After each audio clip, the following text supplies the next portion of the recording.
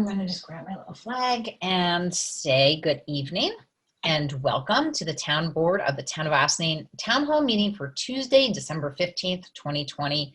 Please rise and join me for the Pledge of Allegiance, and then please remain standing for a moment of silence.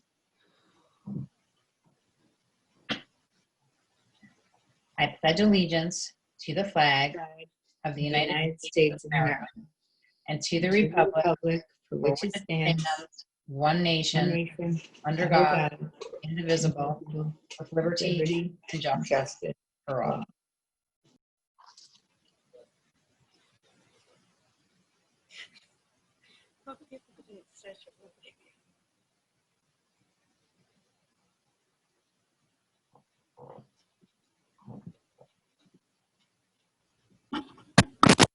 I do have, and I just lost.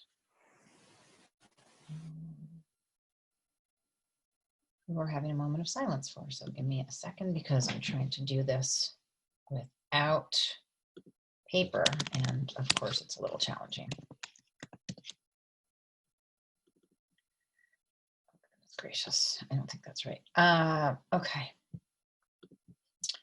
So our moment of silence was in honor of Andrew Pankin, an Ossining native and volunteer firefighter who passed away this week at the very young age of 27. Andrew was a graduate of Ossining High School, the class of 2011. He was an active member of the Village of Ossining's Washington Hook and Ladder Company No. 2. Andrew joined the volunteer fire department in Ossining in 2015, and he joined the officers' ranks in 2018 as second assistant foreman, and recently he had become foreman just this past May. Andrew will be remembered by his friends, family, and community as a volunteer, serving the community he grew up in alongside his brother Daniel. Everybody loved him. It's just such a huge loss to our community. His family is just such an integral part of this community, and we extend our deepest condolences to his friends and family during this incredibly difficult time. I know that I've said it a couple of times in different places, but we're all devastated. So before we start our town hall meeting agenda, I would like to begin with a few announcements, probably more than all of you guys want to hear, but I'm going to go through them anyway. Yesterday, as many of you know, an ICU nurse from a Queens hospital became one of the first people in the United States to receive the COVID-19 vaccine. The vaccine was aired live in front of millions. Nurses and other medical staff will receive the vaccine in the next few weeks. Other high-risk groups, including those in nursing homes, are among the distribution of the first rollout as well. We're very excited for this good news. We hope the vaccine will offer a bit of relief to workers who have been on the front lines since late February. And while the news of the vaccine is wonderful, we know that this protection will not be available to the general public for several more months at least. We're still facing a nationwide spike in cases that is expected to continue well into January 2021. Please do your part by avoiding non-essential travel, wearing your mask, and washing your hands often. Governor Cuomo has shared that contact tracers are now reporting that almost 75% of cases can be traced back to small private gatherings. These gatherings are called a living room spread because they come from people we trust who do not yet know that they're carrying the virus. With someone who lives outside your household, please wear your mask and social distance. Ossining remains in the yellow zone. This means that additional testing and other resources have been allocated for our residents. I actually haven't seen the numbers today, and I know that the map wasn't up yesterday. Maybe some of you have, but you can see that we had actually been trending down in the village and up a little bit in the town, and that I'm sure that we're going to see ebbs and spikes as we go along and continue through this up until we can get lots and lots of us vaccinated. You can visit the Find a Test Site Near You feature on the New York State website to find a test site with available appointments. If you have questions about resources available, you can also give my office a call at 762-6001, or you can speak to someone through the county helpline by dialing 211. As more positive cases are identified, more residents will receive a call from the state's contact tracing program. If you see an incoming call from N-Y-S contact tracing, please do pick up the phone.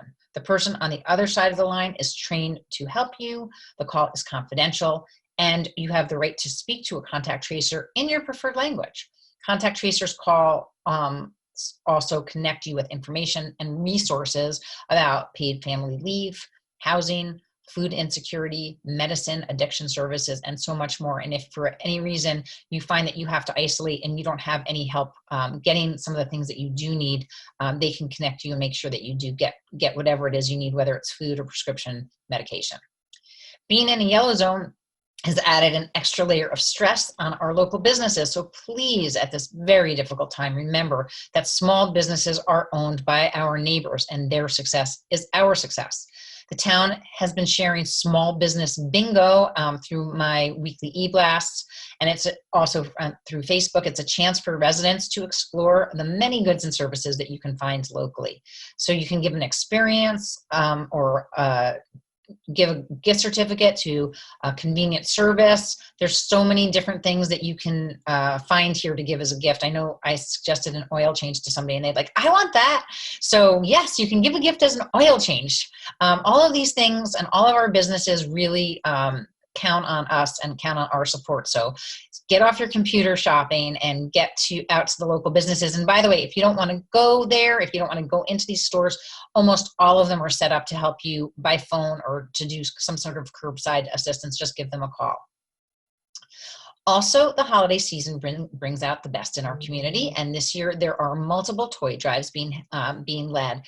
The ones that are serving our local community here are the Ossining Boat and Canoe Club and the Ossining Open Door Family Medical Center. And then the Toys for Tots program through the Marine Corps is also a program that we have set up at our town hall. The Briarcliff Police Department is hosting a winter coat drive until December 18th. Ossining Padres Hispanos is holding an Adopt a Family campaign where residents can provide a gift and food for a family in need. Galata House is hosting a charity fundraiser with prizes being awarded from local restaurants. And each of these organizations has its own guidelines for donations. So I have been including a full list in my Friday Supervisors Update. So check it out if you haven't already. I do want to remind everyone, I know there's a few people on this call that are involved in our comprehensive plan process. The survey is open now, so we really encourage everybody. If you didn't have a chance to participate in our public engagement session on November 19th, we want to hear from you. So please take the time to fill out your thoughts and dreams and ideas for Ossining for the future. The town has adapted to the COVID-19 situation, and some of these creative adaptations are for the better. For example, we had about 90 people come to our public engagement session for the comp plan, but also maybe you visited our parks during our shutdown and now you have ideas for how our parks should be used. And we're going to be talking a little bit more about that tonight. Or you might have started biking and you have an idea for how the town could improve bikeability. What are your favorite things about Ossining? Where have you been ordering in from? Maybe you discovered some new places and maybe you think, oh, but now I know that we're missing this or that. So things of that nature, or maybe you're just looking for a different type of housing situation and it doesn't exist here. So what are your suggestions for the future? Where do you think we should have open spaces? Where do you think we need to have more development? All those sorts of things are part of a comprehensive plan. The survey is available on our Facebook page, the town website, and in our weekly emails. And if you want information specific to the comp plan, you can visit our website and elect the Subscribe to Sustainable Ossining, which is the title for a comprehensive plan. And there's a link at the top center of our website. Finally, if you are closely monitoring the winter storm predicted to enter our area tomorrow, then you will know that they're predicting heavy snow and gusty winds through the overnight, which are expected to taper off, I think, in the morning of Thursday, December 17th, unless they have updated that.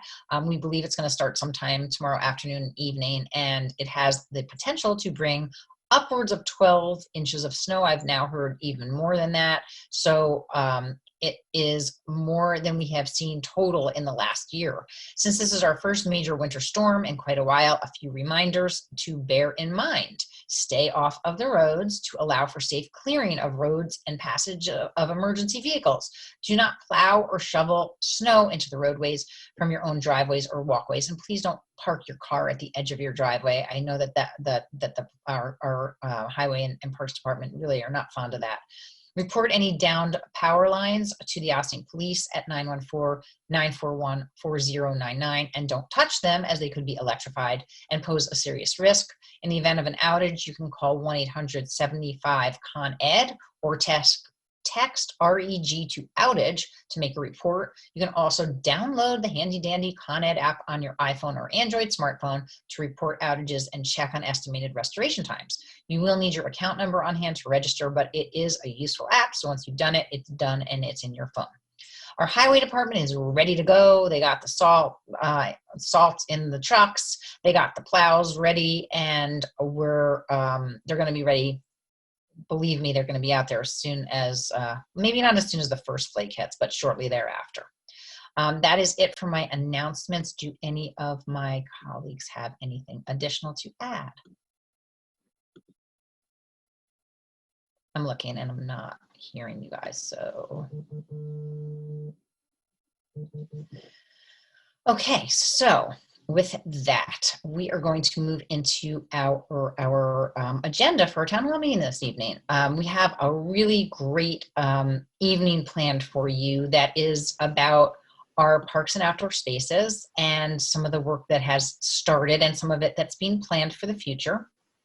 And also we're going to be hearing about a very exciting project that has been in the works for a number of years, and that's the Sing Sing Prison Museum. And we're looking to talk a little bit more about partnerships. Up first, we have Patrick Vipperman, who is focusing on park stewardship here in our Austin Town parks. We met Patrick through a small initiative that we started at Ryder Park like a month ago, maybe it wasn't that long ago now. Donna Sharrett helped out and organize a group of volunteers to come help clear invasives, and Patrick was out there with his clippers and ready to roll. And one of the things that we talked about sort of the beginning, middle, and end was how this is something that we wanted to get started and develop a group of volunteers that might be willing to come out a few times a year and take a look at what help could be given to some of the areas in our parks that are under, they don't get as much attention as the fields, as the pavilion areas, and as the higher use areas of our park, but they're still an integral part of our beautiful parks. So Patrick stepped up. He raised his hand high, very high, and actually Lori Margulies also did, and they both said that they were interested in taking a leadership role and sort of getting the ball rolling with a program which Patrick has taken out of the realm of Friends of Parks and put into Austin Town Park Stewardship Program, which I love. So he's going to talk to us a little bit tonight about some thoughts that he had on plans moving forward and how we might get an effort like this started, which then could eventually roll out and work as well with Cedar Lane and Sally Swope Park. So Patrick, with that, I shall turn it over to you to talk a little bit about your thoughts and plans. And then I don't know if you wanted to invite Lori or Donna to comment, but you have the lead, so take it away. Awesome. Thank you so much for the introduction. As you said, this idea grew out of that, I think it was October 24th, vine cutting. We had about 20 or 25 volunteers show up and cut and pulled and piled several truckloads worth of material. And that day, you and Donna Sharrett asked me if I would be interested in sort of overseeing a plan to keep this going. And the more I thought about it, it seems that a more intentional plan than just remediation of invasives, replanting, fostering and caring for our natural spaces was what was required to make it successful. So what we suggest is not only the eradication over time of invasive shrubs, trees, vines, herbaceous plants, etc., but a thoughtful and intentional replanting of native plants with high wildlife value. So what does that mean? Currently found in Ryder Park is burning bush, multiflora rose, Phragmites, tree of heaven, Japanese knotweed, Norway maple, Asian bittersweet, porcelain berry, and many other things. And just cutting and whacking that stuff a few times a year is not going to be sufficient to keep it in check, one, but also not sufficient to maintain our natural outdoor spaces here. So what we suggest is working in very defined spaces, approximately 5,000 square feet per project. Winter and fall cleanup, utilizing volunteer crews and parks, labor, and equipment when possible. Cutting vines, pulling, inventorying, identifying invasive plants, removing them, and developing a comprehensive plan for replanting, which will help to mitigate their regrowth. We suggested to you in a previous Zoom conference a planting plan for our first swath, which we had cleared back in October. Again, planting fast-growing trees and shrubs with high wildlife value, shading out areas that are currently exposed, outcompete invasives, prevent erosions in wet lands and stream areas and banks, sowing seed mixes in forest edge to sort of experiment with a plan to prevent regrowth of vines.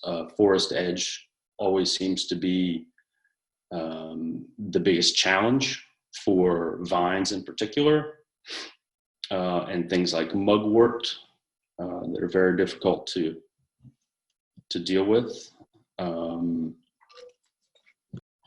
We would like to attach signage to all of our new plantings, indicating the common and Latin names, a little information about the plants, why they're important as natives, the wildlife that they foster, and additionally, periodically tag invasives for removal.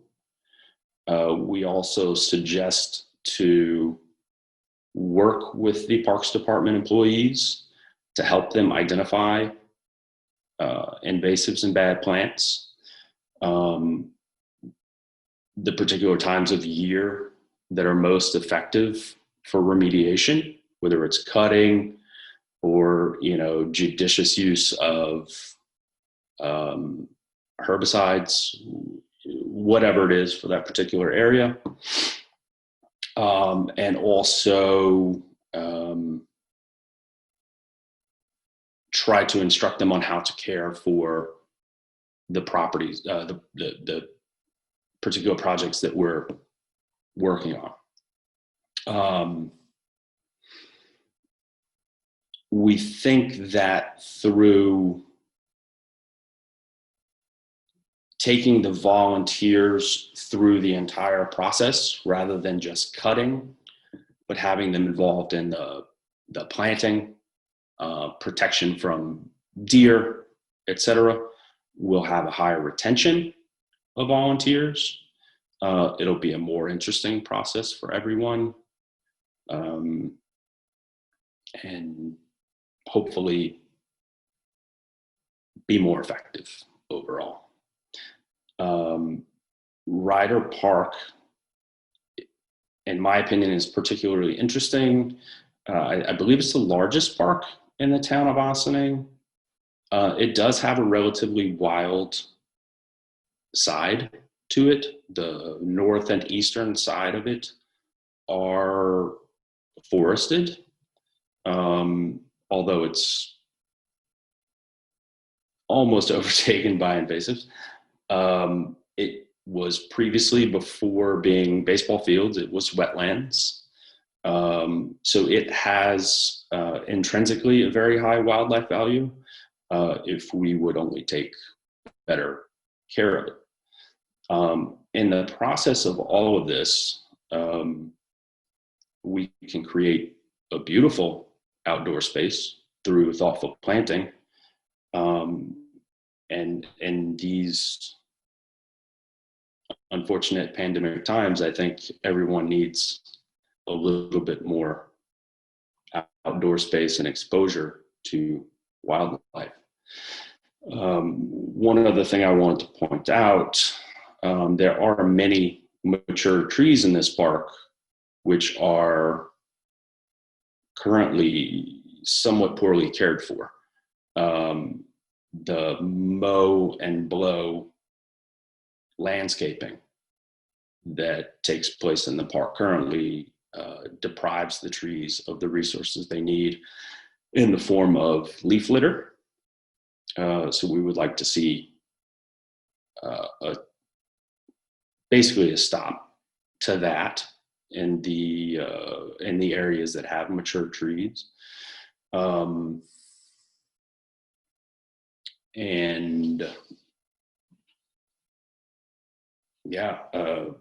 Our initial planting plan for 5,000 square feet, or approximately 1/8 of an acre, includes basswood, witch hazel, hazelnut, black chokecherry, switchgrass, big blue stem, river birch, swamp rose, several other things. The approximate cost, including deer protection, is about $350. So I hope everyone would see this as a great value to the town.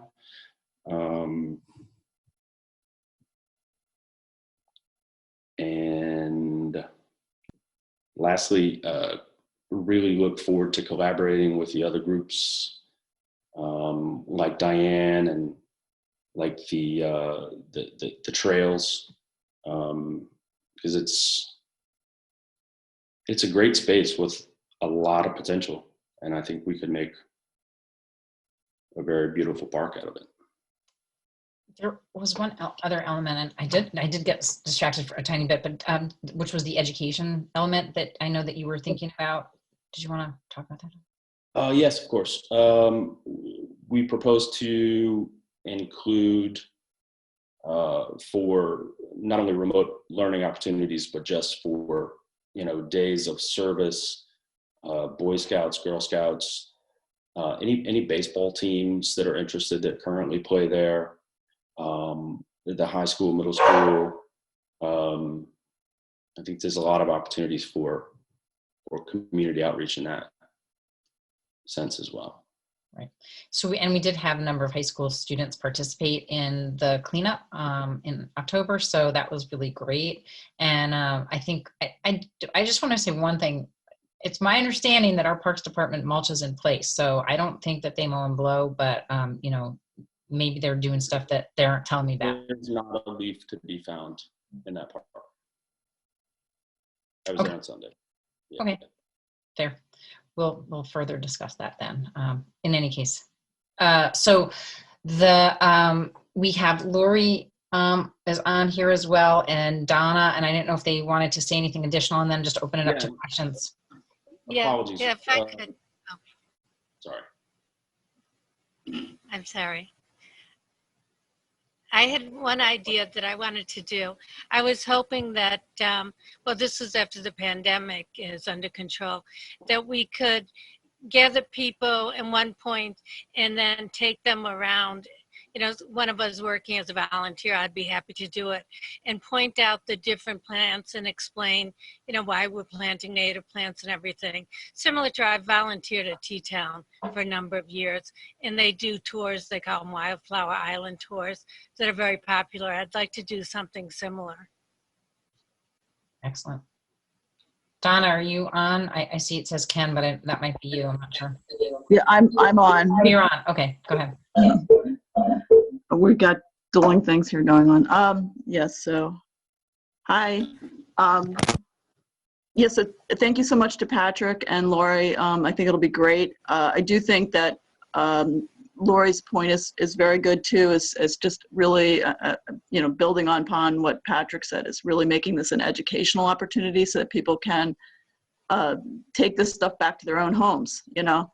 Like we had actually several volunteers that came and cut vines and then went back home and cut vines at their property because they didn't really understand it until they were in the thick of it. And I think this can also, with the plantings, like just introducing people to the other choices that are available. And as Patrick said, if we can put signage up that explains, you know, this plant hosts this butterfly, and this bird eats the seeds, and you know, just trying to really bring like such a rich quality to it, because the park is really beautiful. The bones of it is really beautiful. There's some really great trees and great walking paths that could be improved in the back in the woods area, and then maybe connected up to you know, what the next speaker is going to speak about, really great work that they've done, and there's possibly an opportunity that Ryder Park could be part of a very big picture, and you can have miles of hiking through our town, which I think would be really great. So thank you, and thank you to the town board and to Dana coming. She cut vines. She did a great job. She was in the thick of it. I did. But thank you for the support of this. It'll be really great. Absolutely.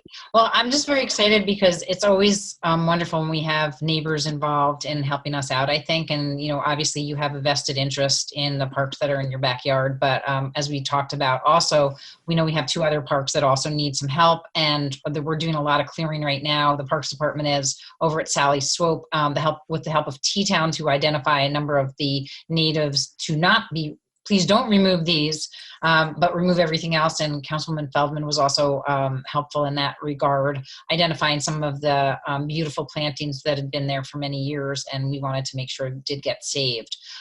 We also tapped T-Town to talk a little bit about Sally Swope, the path, and what would be the best surface for walking that would be easiest to maintain. And so they gave us some ideas about that, as well as how to just, you know, maybe do a little bit of a better job of moving some dirt around gently so that it would maybe drain a little bit better and keep it a little less soggy for walking. So hopefully, again, we turn to T-Town for that, and we love our partners. We have the New Jersey Parks and Trails, is that right? I actually don't have my document up here with us tonight, that they're going to talk a little bit about 2 different programs, and we're excited about that and hoping that they'll also be able to be a partner. And I want to give a big shout out to Diane Alden, who has been doing a lot of this work as part of the Friends of the Old Croton Aqueduct. For many years, she's put together an incredible,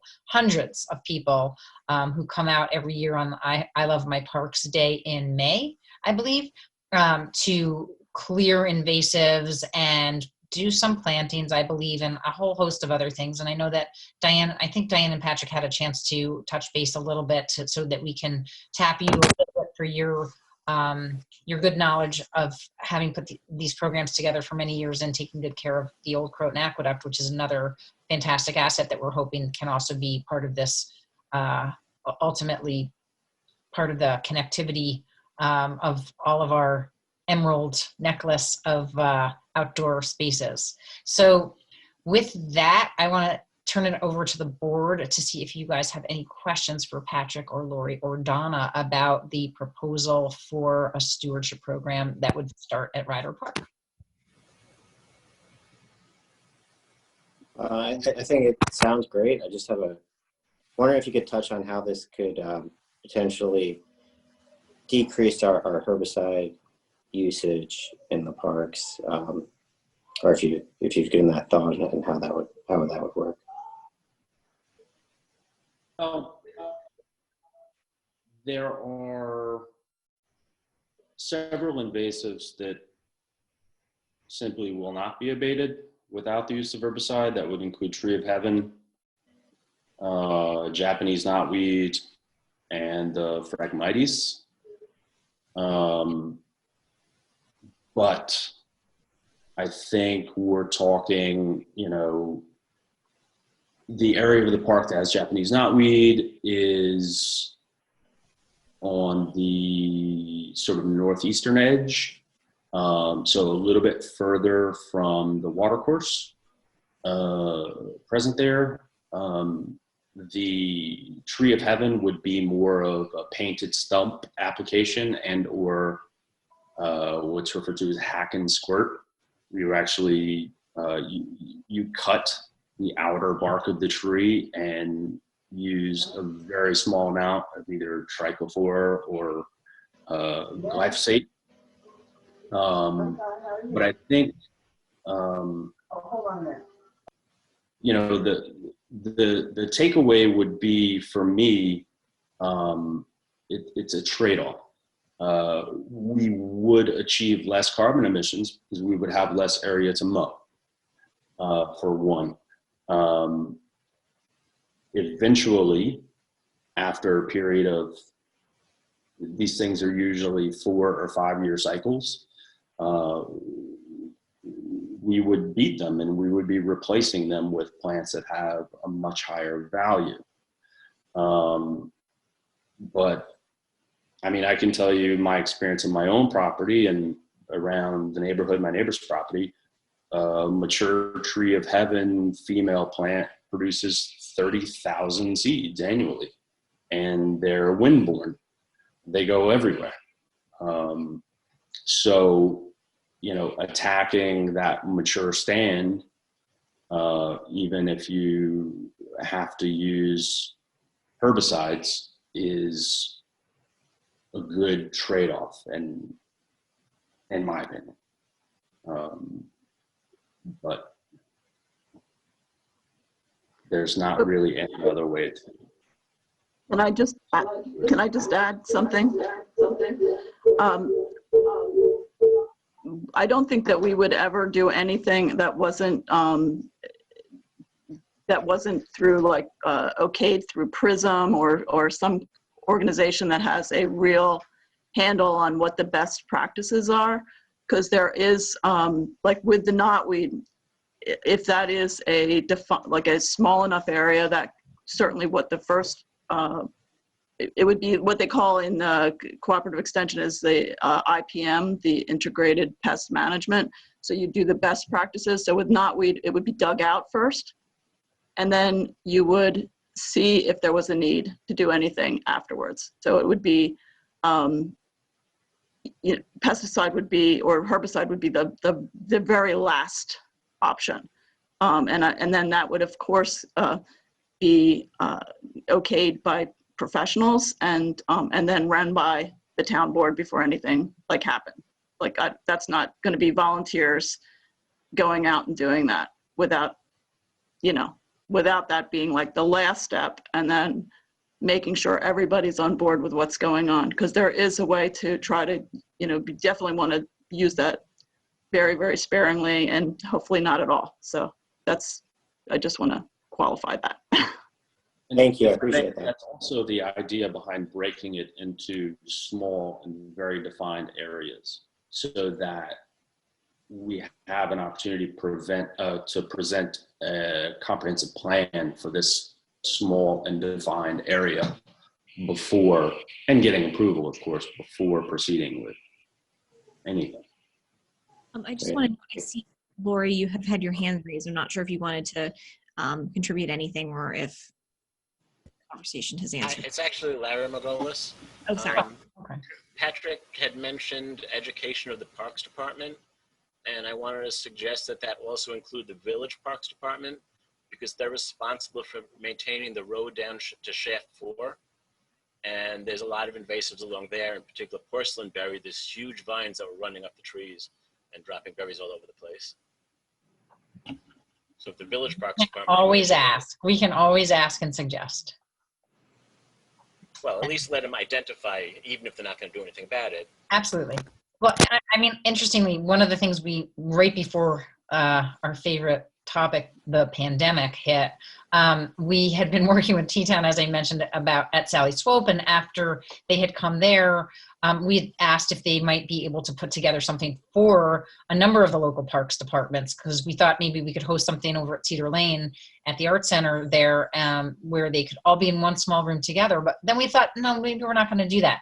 Now that we know all about Zoom, we can rethink it. But at the time, we thought that Cedar Lane was a great opportunity for them to actually walk around and take a look at invasives and be able to identify them, and for some of the folks at T-Town to sort of say, can you please, this is how you have to treat this is how you have to treat that, specifically, for Parks Department. So we're hoping that we can put that together, but we certainly welcome that kind of help from our local residents as well. So, yeah. But you may say one more thing that I failed to mention before. So any successes that we have at Ryder, we propose to introduce those to other parks in the town. This is not a Ryder specific project. It's a Ryder as a starting point. That's Yeah. That's okay. I said it, so it's okay. Sorry. That's awesome. So again, Greg had a question. Does anybody else have any questions? I think Councilwoman Feldman, you have a question. Sorry.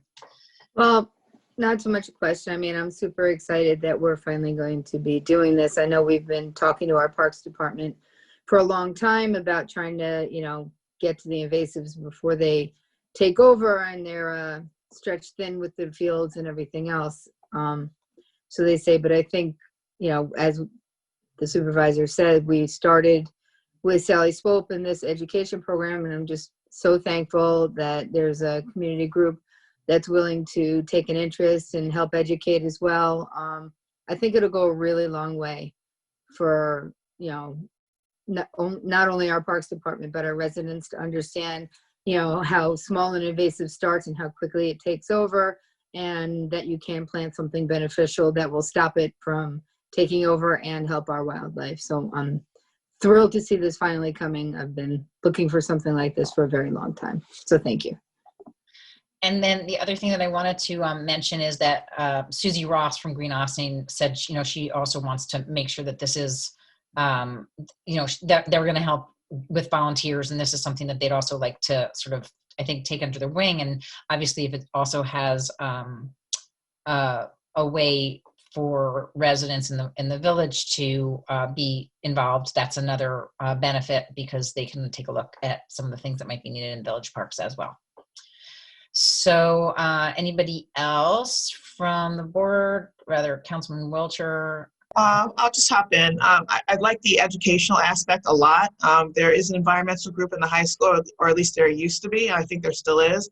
I think that would be a great resource to tap into that and to get them excited and increase that whole educational aspect. So I think this is wonderful. I'm really excited to see what you guys can do, and count me in.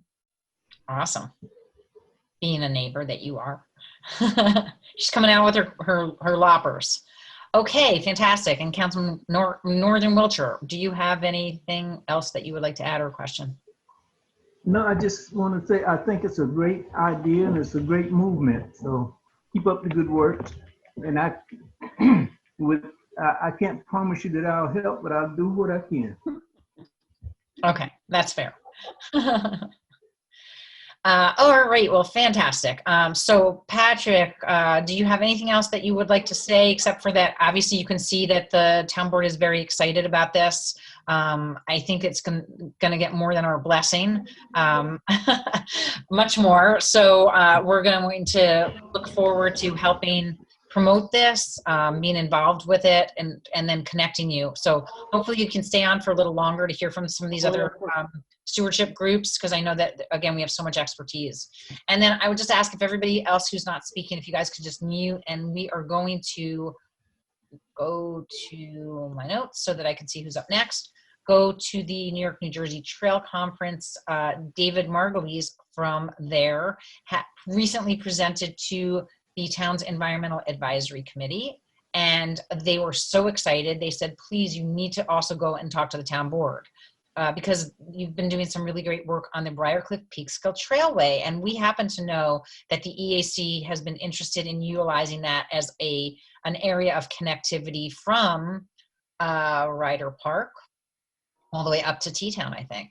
So hopefully you can give us a little bit of an update as to what you've been doing. You had rave reviews. I'm guessing that you're gonna get similar kind of feedback tonight. And Dave, do you live locally? Is that? I am actually an Ossining resident, and it was through a Sustainable Ossining public outreach meeting that I got in touch with Mitzi. We were on the same breakout group, and then this came up. And so while I am definitely a member of the New York, New Jersey Trail Conference, as is Hank below, and have worked with them for 10 years, I'm also an Ossining resident for 5 years, and have very much of an interest in the proposal to link Veterans Memorial Park across the highway through the Briarcliff-Peekskill to Ryder. I think that would be a wonderful addition to it for a variety of both business and open space reasons. Awesome. Great. So why don't you're up next. So tell us what you guys have been up to with Briarcliff-Peekskill, and what kind of things that you were talking about that got such rave reviews from the EAC. Well, I'm going to share my screen if that works. Fantastic. Let's see. Go. Takes me a little while to get this together. I'm fairly new at it, but we're all getting there.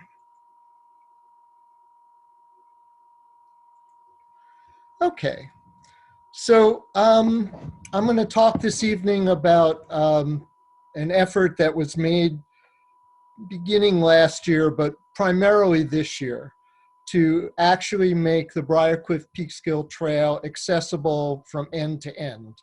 From the southern terminus at Ryder Road, which was unfortunately blocked by some construction work and debris, all the way up through Blue Mountain Reservation, which is out of the town, but makes a very nice 6-mile walk. And I have met several people, particularly during the pandemic, who were using that as just another place to go.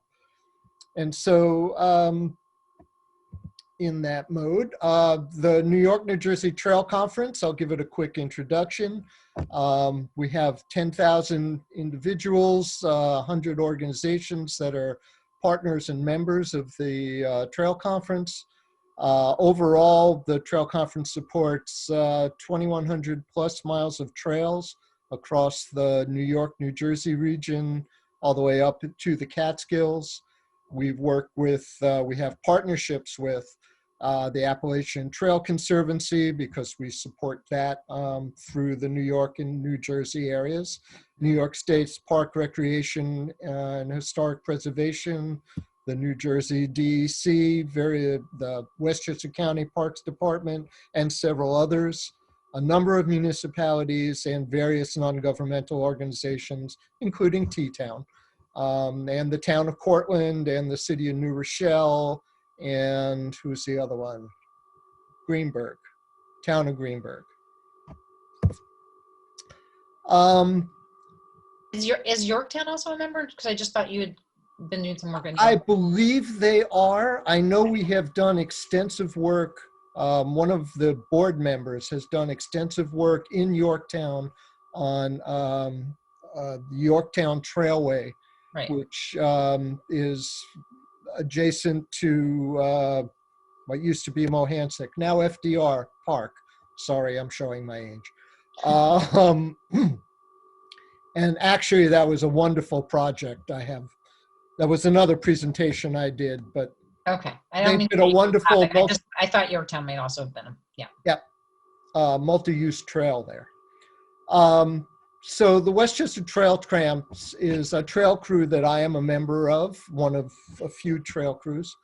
And we work on, the Trail Tramps work on various trails and parks, primarily in Westchester, but also a little into the Putnam area. In terms of the Briarcliff-Peekskill Trail, we've been working there for many years. The picture in the presentation here is from 2014 after a major storm where we were basically every 100 yards there was another tree down. There have been several trouble areas on the Briarcliff-Peekskill, including an area of repeated heavy growth just south of Grace Lane.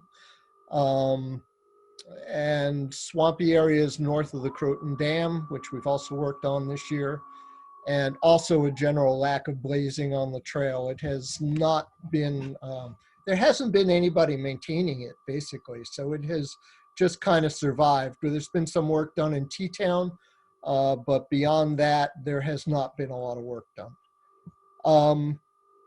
At the end of last year, we had tried to clear the southern end of the Briarcliff-Peekskill Trail, particularly between Grace Lane down to Ryder Road.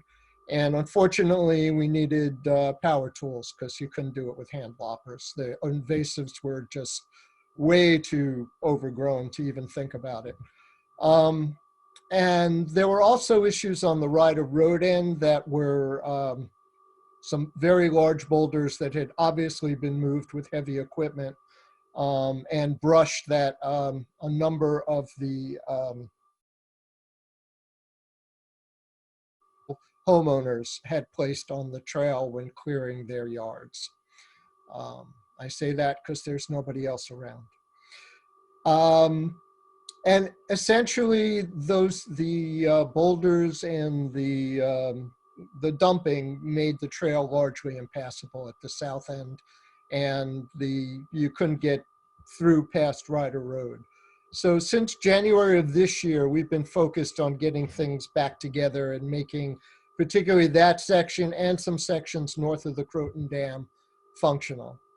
So this is a picture of the Ryder Road end. I think it's maybe 200 feet from where that first picture was taken.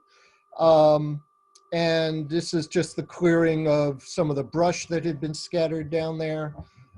This is up toward Grace Lane. There's a huge section there, maybe, I don't know, 300-400 feet, that is all, Patrick might know what this is, but it's invasive, and it completely covered this. This was, as you can see, we've gotten to brush cutters to get through in here. And here you can see after we've been through 2 or 3 times cleaning it up. Again, more blowdowns. This was done by one of our chainsawing crews, and kind of before and after pictures. Essentially, the crew worked on the Briarcliff-Peekskill 3 times between January and March, totaling roughly 115 hours with some additional chainsawing work before all volunteer activities were suspended due to our friend, the pandemic. It took several months until the trail conference till everybody could understand what was going on, and the trail conference could provide some protocols for doing this kind of group outdoor work. In June, we were able to resume work with protocols in place, including distancing and masks and, a few other things. Since then, there have been 11 crew trips totaling about 310 work hours. And that also includes another round of chainsawing, which seems to go on a lot because those trees there are very old, and it's wetland. And so they tend to fall when you get high winds. They just tear out, or they're old and they've rotted. The work that we did included cutting and removing down trees, clearing vegetation, restoring and improving trail tread, removing overhead branches for clearance, clipping invasives, blazing, and doing things to solve some of the water issues on the trail, some of which continue to need to be done, and those are the plans that will add puncheon and boardwalks where needed. And as always, continued maintenance. And I just wanted to give a shout out to Westchester County Parks, who we've worked with, who've been most helpful in resolving a number of issues, including a reroute we needed to do over on the far side of T-Town and near John Hand Park. This is a picture of where I believe Mitzi would like to run that bridge over to Veterans Memorial Park from the Briarcliff-Peekskill. It's too far to take a picture the other way to Ryder Road. But I think that connecting Ryder Park, and particularly connecting it all the way down to Veterans Memorial, would be a tremendous asset. It would enhance the use of the Briarcliff-Peekskill Trail by providing off-road parking, because currently the only parking at the southern terminus is on street by the bridge over 9A, which probably has its own issues. Luckily, it's a wide area, but it's not exactly what you would desire to see. In addition, I think that if we could figure out the land use issues that would get connection over to Ryder Park, you could probably extend that down to the North State Road area and make it a benefit to the merchants over there by by increasing the amount of traffic and generally people who have assets to use. And ultimately, if we're looking for state money to do the bridge, which I think we'd have to, and we'd need their engineering approval, if you hooked it up to the Empire State Trail, that might be a plus.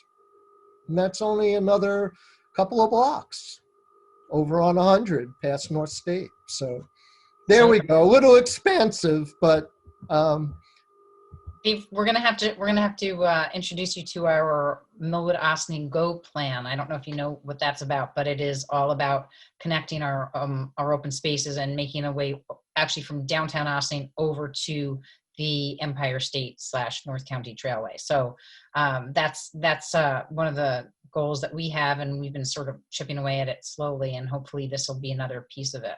Well, if you made this multi-use instead of hiking only, then you could hook right into that. Sounds good to me. I think it's great that you had an opportunity to talk to the EAC, and even better that you got a chance to talk to us this evening. It's really going to be just such a good night of talking about all of these different partnerships that we can hopefully form to benefit all of our residents and also our visitors, which we will continue to encourage through sort of environmental tourism, which we like to think about as being a way to draw people to Ossining by train, or however they might get here with a bicycle or a pair of hiking boots. So that's wonderful. I think it sounds great, all the work that you've already done. And I think that we just really need to sit down and put some of our minds together and some of our GIS specialists together to look at some of the land use issues and the maps, and talk a little bit more about how we might be able to achieve that connectivity, certainly partnering with New York, New Jersey Trail Conference. Were you also going to talk to us about membership? Because I don't know that we've actually ever been approached. Is that something that is I will defer to Hank, who is actually significantly senior to me in the Trail Conference and might actually have the right answer. All right, we'll defer to Hank. So Hank, do you want to answer that question? Just yeah, we can talk about it, but we're already a partner. So being a member is something different. We have different names for different categories of things, and Ossining is a true partner and a great partner, and I don't think we need to go anywhere else at this point. This partnership is wonderful. Awesome. MOA. I'll talk to you later, Ann. Okay. Okay.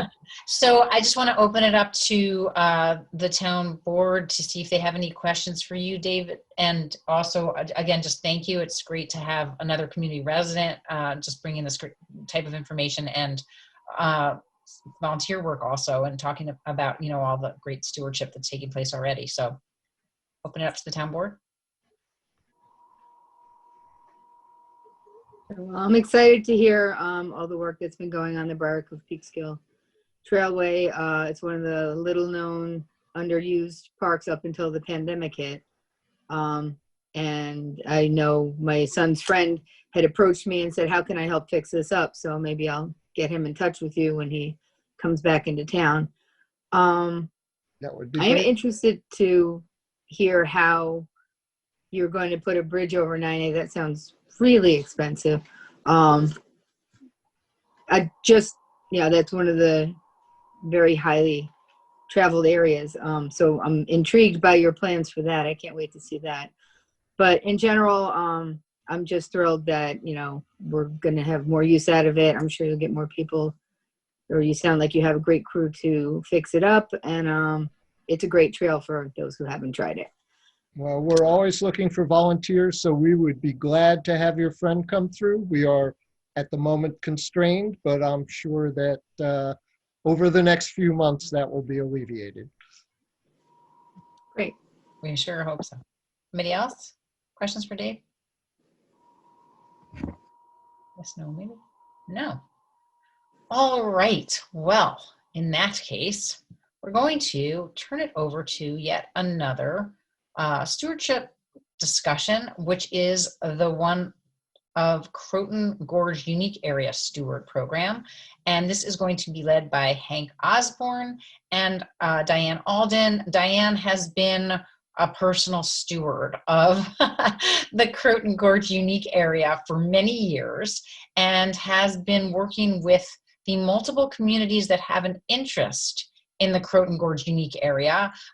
It's something that can actually be accessed from the old Croton Aqueduct. Diane happens to live near there also.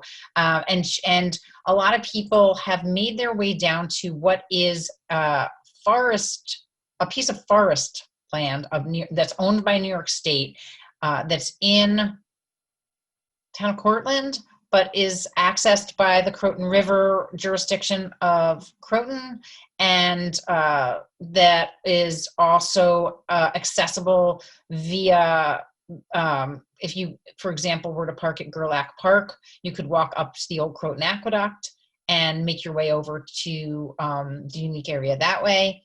And even Newcastle has a little bit of an interest in this area. So this area has been inundated by people looking for a great free access to water and like a little, you know, place to cool off in the summer. Word has spread by social media, and over the last few years, we've seen destruction of the land and also litter and all sorts of things. And so for many, many years, Cortland, Assemblywoman Galiff's office, Croton, and Ossining have been trying to figure out a way to still allow the public to access this lovely asset, but to do so safely and thoughtfully and without destroying the land, the river, polluting, and all the other things that take place as a result of people just not really knowing. So Diane has put together a number of different groups to work on this. And one of the things that she discovered was that the stewardship program that had been working in a number of other state parks. And so maybe, Diane, I'm thinking maybe you could do a little mini introduction and then Hank could take it from there. Does that make sense? And talk a little bit about what happened this year, because Ossining did underwrite with these other communities the stewardship program this year. We partnered with Croton and Cortland to do so, to get this off the ground, but then the DEC ended up also funding it.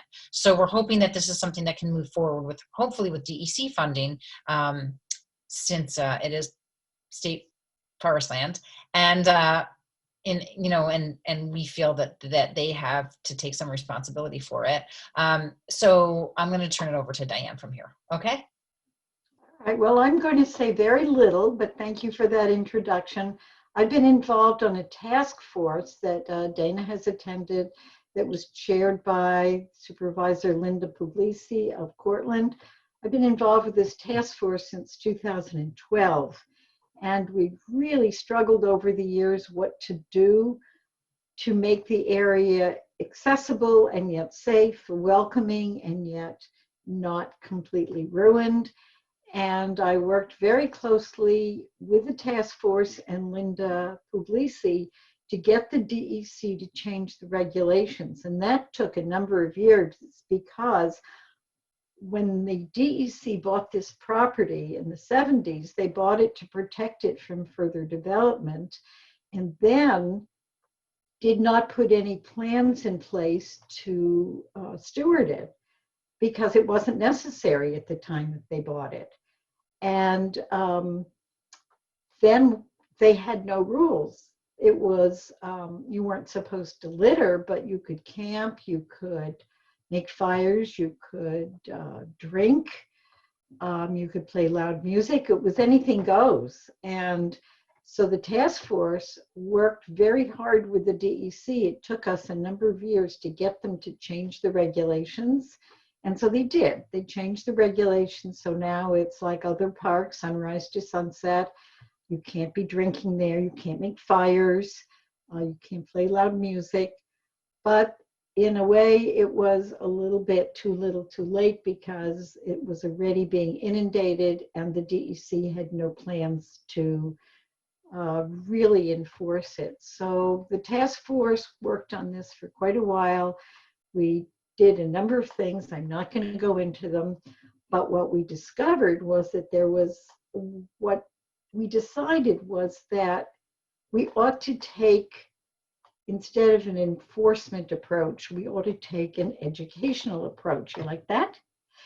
So we found out that the New York, New Jersey Trail Conference had a very effective stewardship program already ongoing where they would put stewards in places of like this that was being loved to death and help to educate the users about how to appropriately use the area. So we put together a very quick plan to raise the funds to make this happen. And a group of us did that. And we got contributions from the various municipalities. I presented to the board. And so the town of Ossining contributed to the funding, and the program was put in place in this season, 2020.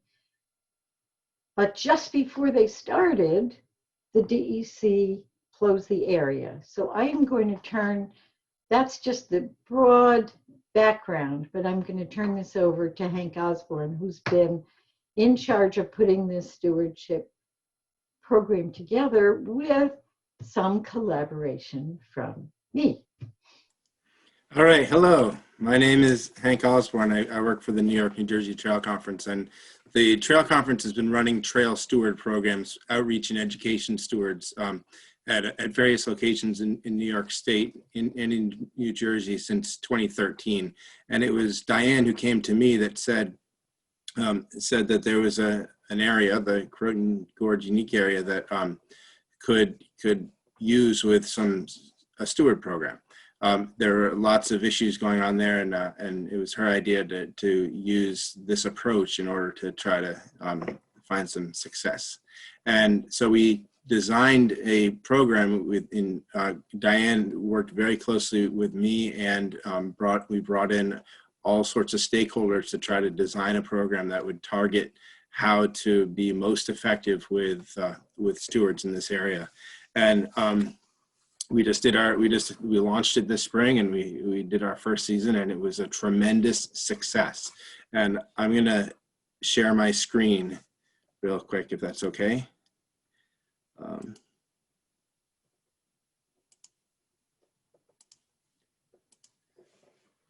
Okay.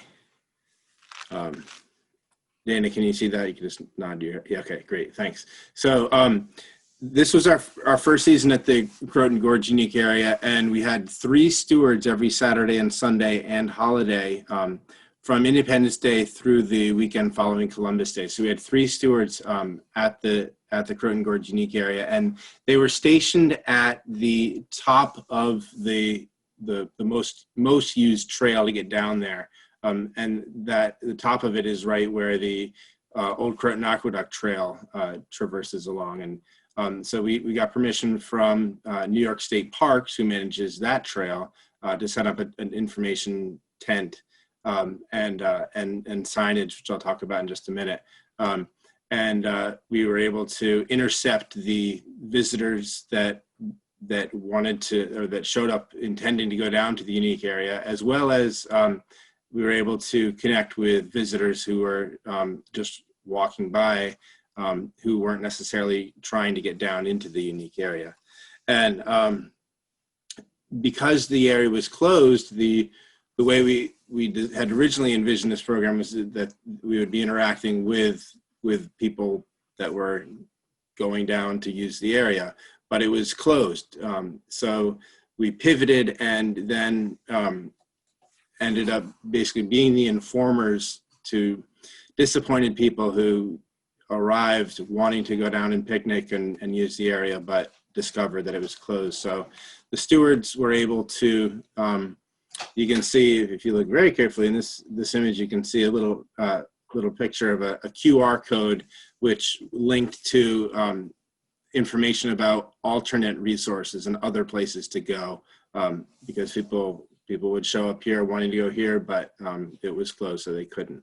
Hank, I just wanted to add in that that I would say that the municipalities basically advocated to the state to close the unique area because we still don't have a way to manage crowds. And during the pandemic, I think we were very concerned that the sizes of the crowds that were showing up at the unique area last year were just not going to be manageable during a pandemic. So that's, yeah, it's a good thing that it was closed, because it was, it's not a place where you can be socially distanced at all, and the type of use there, that would be very, very challenging. So yeah, the pandemic and COVID-19 may have helped in the efforts to get it closed, but allowing it to regrow and have less people there when people still showed up even though it was closed, but having less people there is giving it a little jump start on trying to grow back and recover from overuse. The stewards also, they would inform visitors that it was closed, but ask the visitors to spread the word through their own friends and family and through social media. So we collected all sorts of data. The data that we collected showed that that people tried in the beginning of the season when we were first stationed there. The number of people showing up to go down was much higher, and basically people were getting the word that it was closed, and so by the end of the season, very few people were coming to access the unique area. But we were able to. I'm just scrolling through pictures. This is I'm going through the report, which I think everybody here has an email to you, but I'm just using the pictures as backdrop of my 10-minute little talk here. But here's an image of a steward down at the river removing garbage that was left in a tree. And there's a lot of garbage down there when we first got there this spring. And the stewards collected garbage every day they were there. So every weekend they collected bags of garbage. And by the end of by the first few weekends, they were able to get everything and then stay on top of it. And at the very end of the season, they did a final pickup and left it absolutely pristine with no garbage there at all. So garbage pickup was a big task. And we originally designed this program to have the visitors help pick up the garbage, but with it closed, the stewards were doing it. And signage. In a minute, I'm going to have Diane come in and talk about signage. But this the stewards helped lead a project to get new signage, additional signage at the installed, and I thought this was a wonderful collaboration between partners, between the Friends of the Croton Gorge Unique Area and state parks and local volunteers and neighbors. And the sign was printed in English and in Spanish, and it did a great job explaining that the area was closed, not just because of the pandemic, but also because of overuse. And that it made the point that that the area needs to recover, and that if we treat it the right way, we can use it again, basically. And Diane, I'll let you come in here if you want to add anything. Sure. This is an example of the way that the stewardship program worked this year. This was the first year they were established there. They had to do a quick pivot from teaching people how to follow the rules to telling people that they couldn't go down at all to the area, giving them alternative resources, and also interacting with a lot of the people who were walking on the trail. But the initial signage that was put up was very minimal. It was put up by the DEC. It was 8.5 by 11 signs saying that the park was temporarily closed. And then the town of Cortland put up those great big, maybe you can go back to the first picture, Hank, on your screen. The town of Cortland put up these great big orange signs saying danger, unique area closed. And there were several of them. So we had this little sign by the DEC, and then the town of Cortland came up with these big orange signs, and they put up police tape, and they put up an electronic sign at the entrance on the road. And it was very, not very friendly. It was designed to discourage people from going down to the area. But the stewards came up with the idea, and I came up with the same idea at the same time, but they made it happen. We really ought to tell people why we're closing the area. And so they came up, I said, well, I had the same idea, but come up with a wording. So they came up with a wording. I had it translated into Spanish by a college student I know. This is, Dana knows Pablo, who's worked on I Love My Park Day for many years. This was his daughter.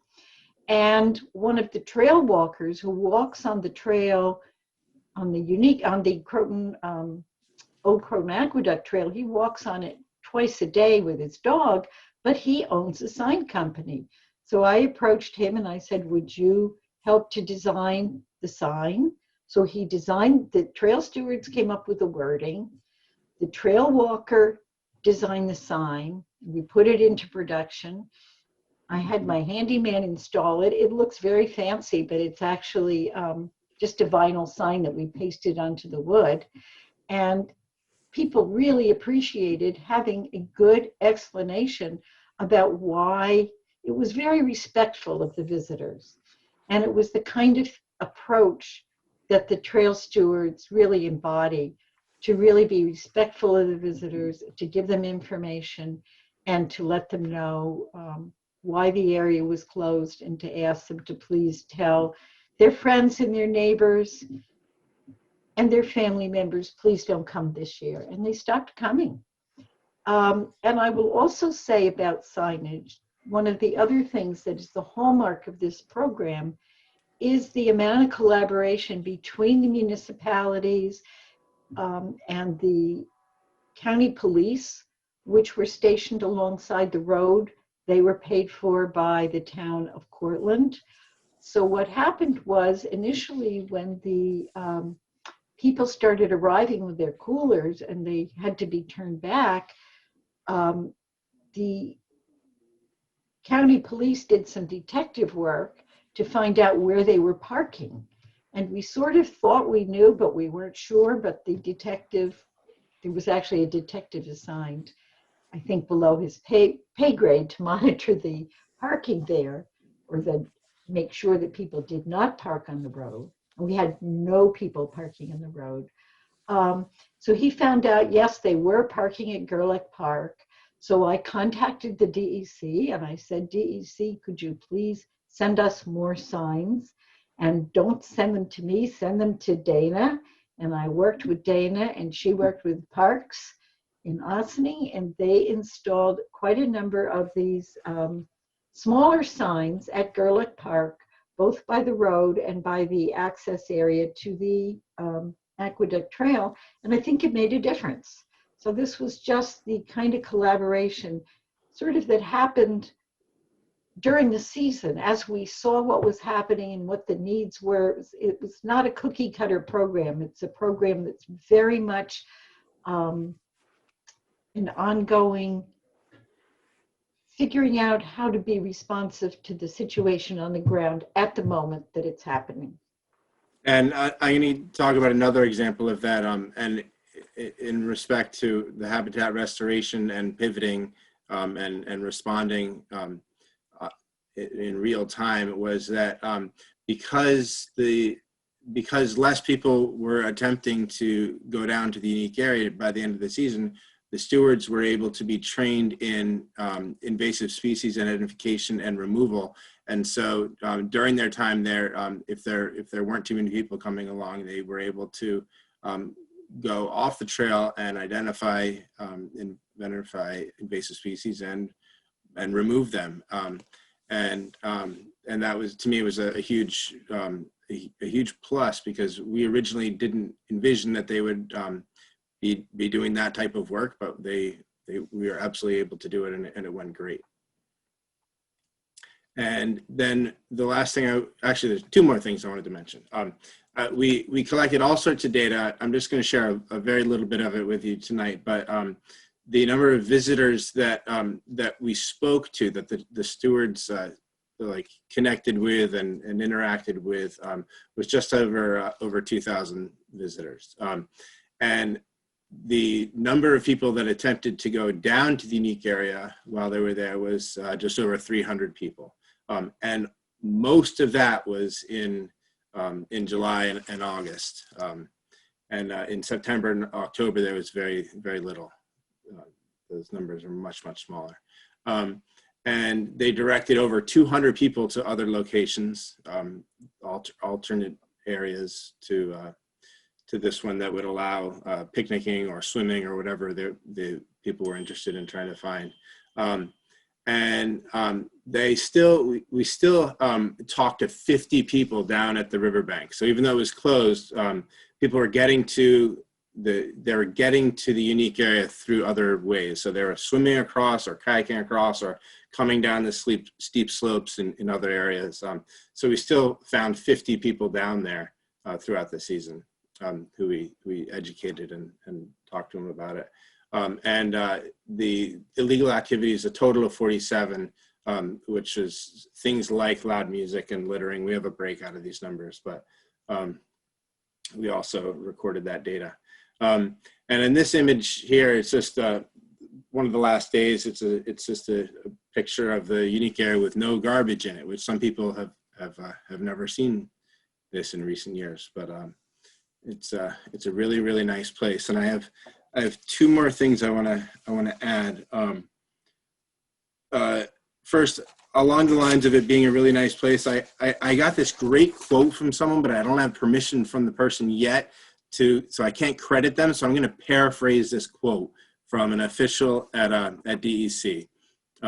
It's paraphrased and not credited to the exact person, but I really want to share it. So here it goes. It's basically, I want to thank the stewards for their efforts in making the gorge as pristine as I have ever seen it since I started working for the DEC. The state of the gorge that I saw this summer without garbage and without damage from overuse reminded me why the area was designated as unique in the first place. So I'll use that quote for real once I get the permission.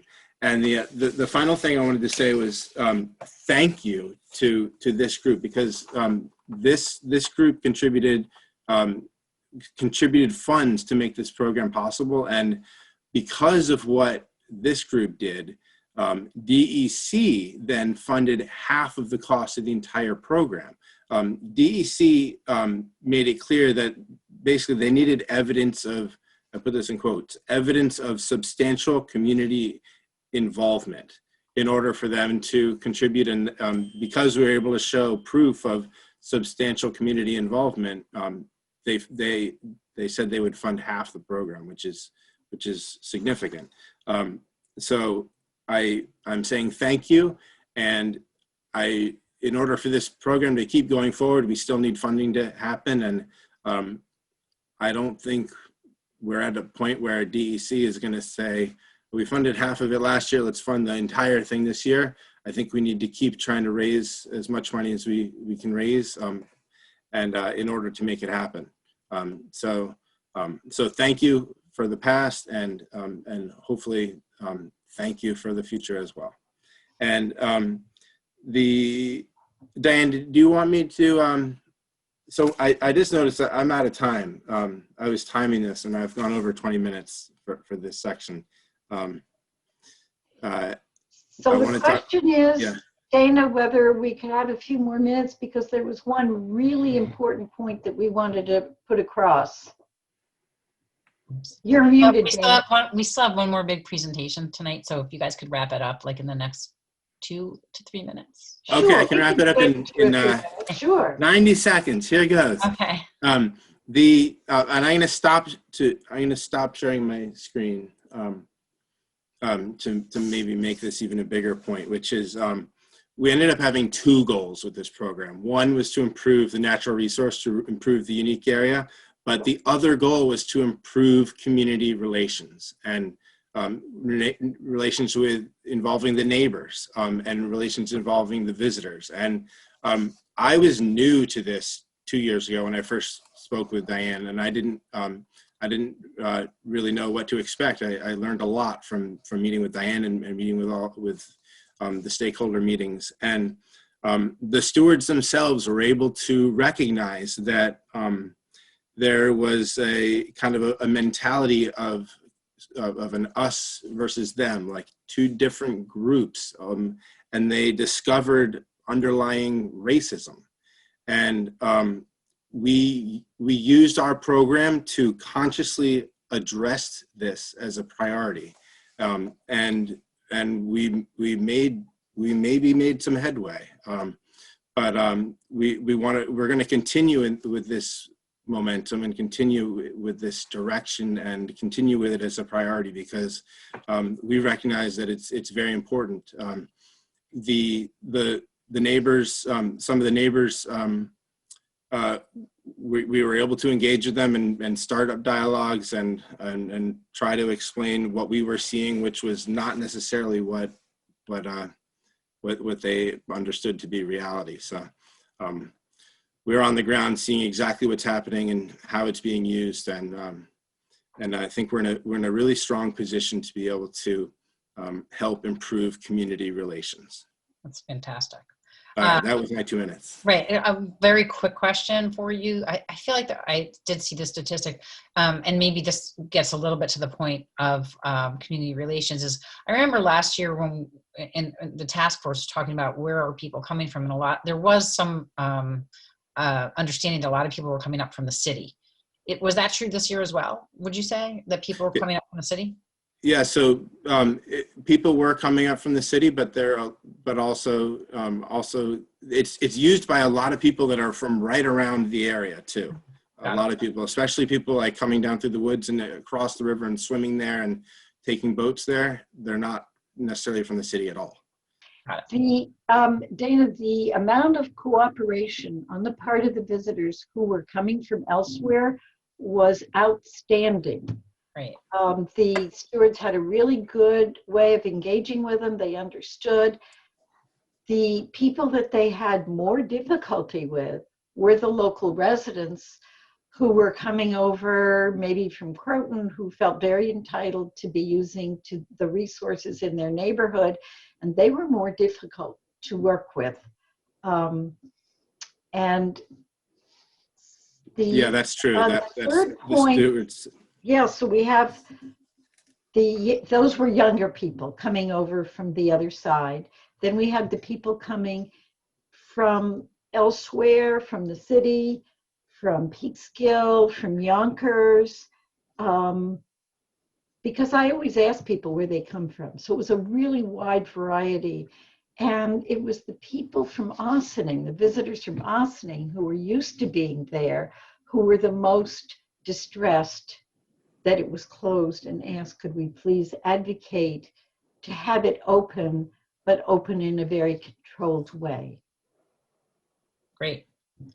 Okay, so quickly, I'm just gonna see if, I know that the report was great, and I know that my board colleagues all had a chance to read it. So does anybody have any further questions? I mean, I certainly think that this is a program that we wanna continue to support, since ultimately it's gonna benefit all of us. You know, we certainly do get complaints from our neighbors. So if there is a way, I know that we've been trying to figure out with the task force and the state, if there is some way to control how many people do go down there every year. And there are some models out there that seem like they may make sense, except for that they're usually related to places that have parking areas, which this doesn't. So it is a challenge, but I don't think it's insurmountable. But I do think that all of our surrounding communities need to continue to support this, because it sounds to me like it's going to be the way, our way forward. So I don't know, do my board colleagues have any questions for Hank or for Diane? No. Okay. All right. Well, so with that, and shake your heads in this direction that you think this is something that we should continue to support. Okay, that's the kind of shaking that I like. Fantastic. All right. Diane, Hank, thank you very, very much. Dave, Patrick, this is, I think, just been such a phenomenal first half of our meeting, and very, very grateful for all of the stewards. And I would absolutely like to continue the conversation and see if we can somehow integrate the stewardship program that we're starting with Patrick and Lori and Donna to tie, to take advantage of the resources that are available through New Jersey Trail Conference, see if we can get some help for that as well in partnership with you on that. And Diane, I know you also had offered to help and advise. So I'm hoping that that's a possibility, and we'll touch base with you and connect.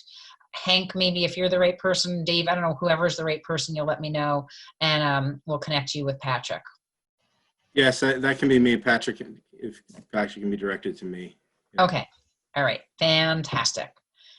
And with that, if there's not anybody who has already presented who has anything left to add, I definitely welcome you to stay for the next part of this presentation.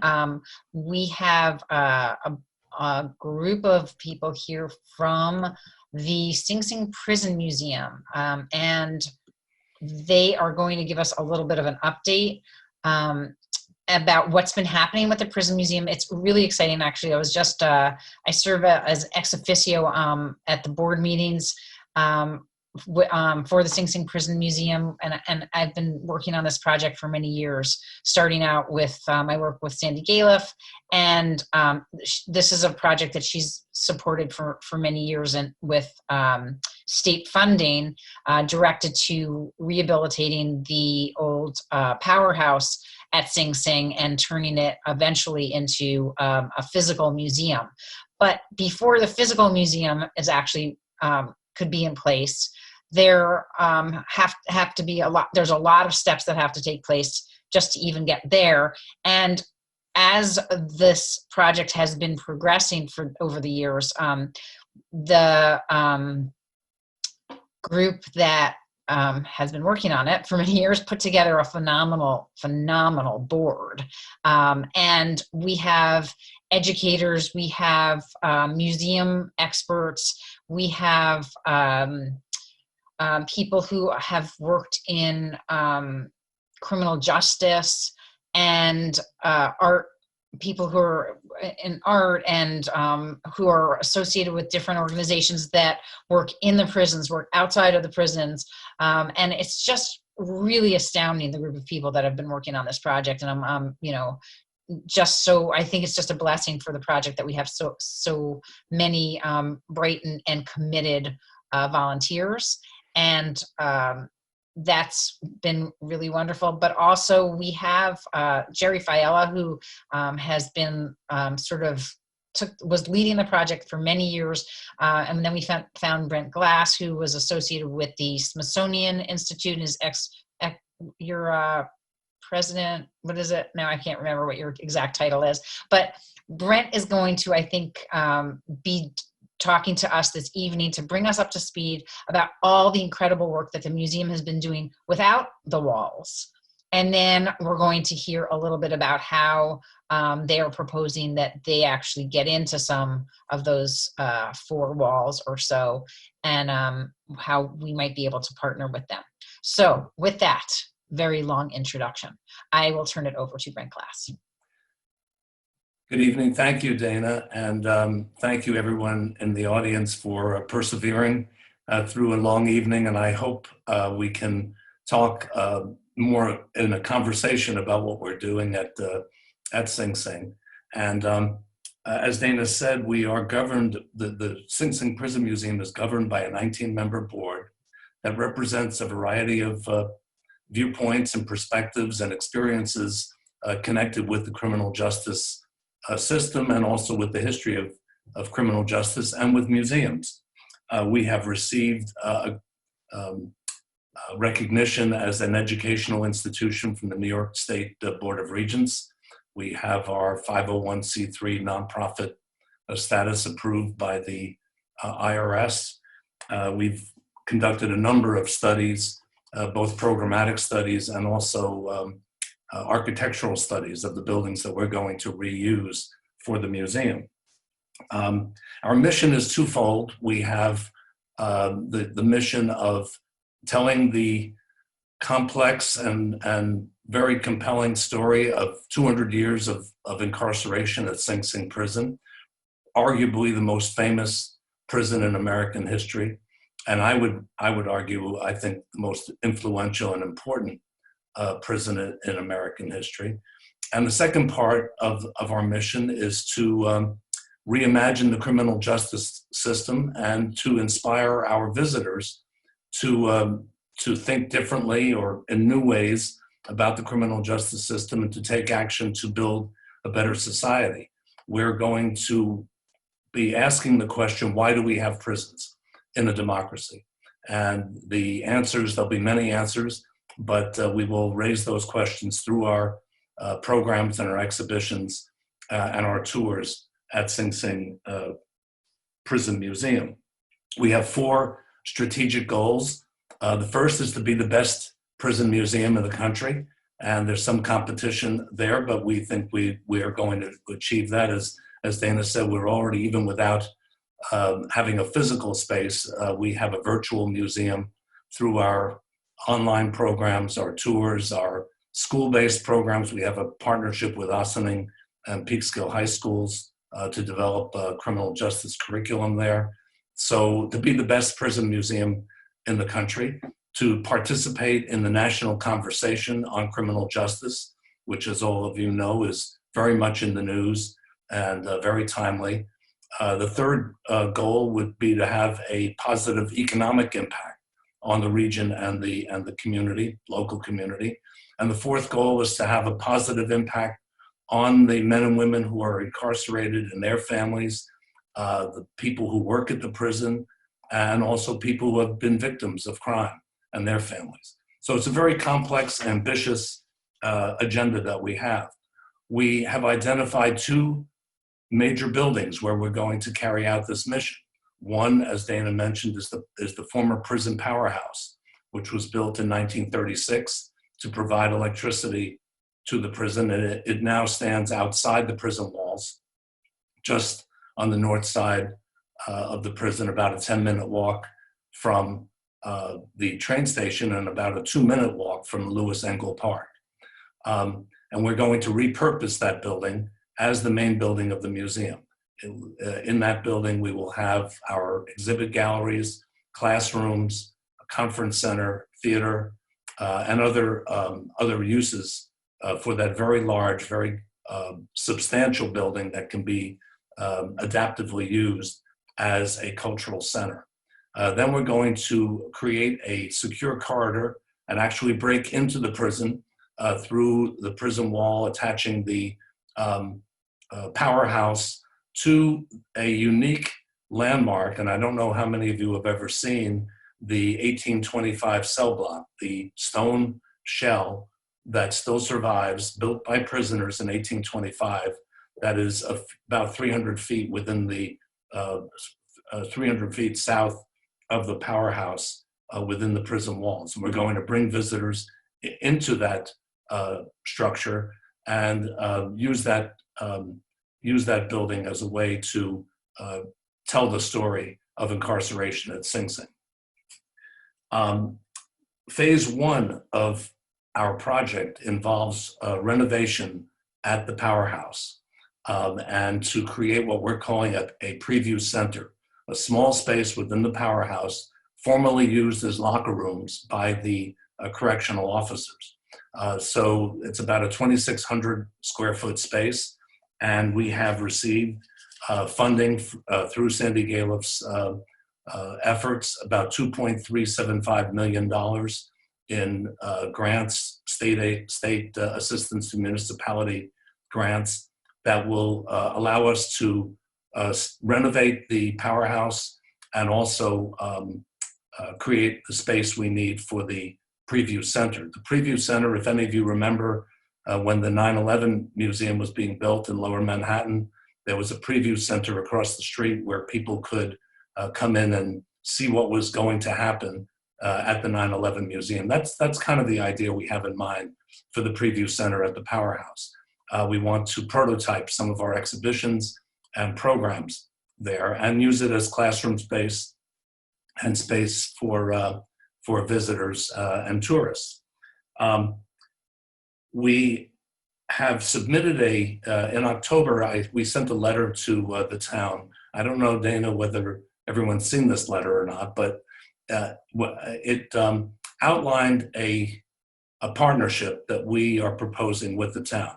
And there are 4 parts to the partnership. 2 parts have to do with the town, actions by the town, and 2 parts have to do with actions by the museum. The first part is that we're asking the town to consider leasing the powerhouse from the State Department of Corrections and Community Supervision.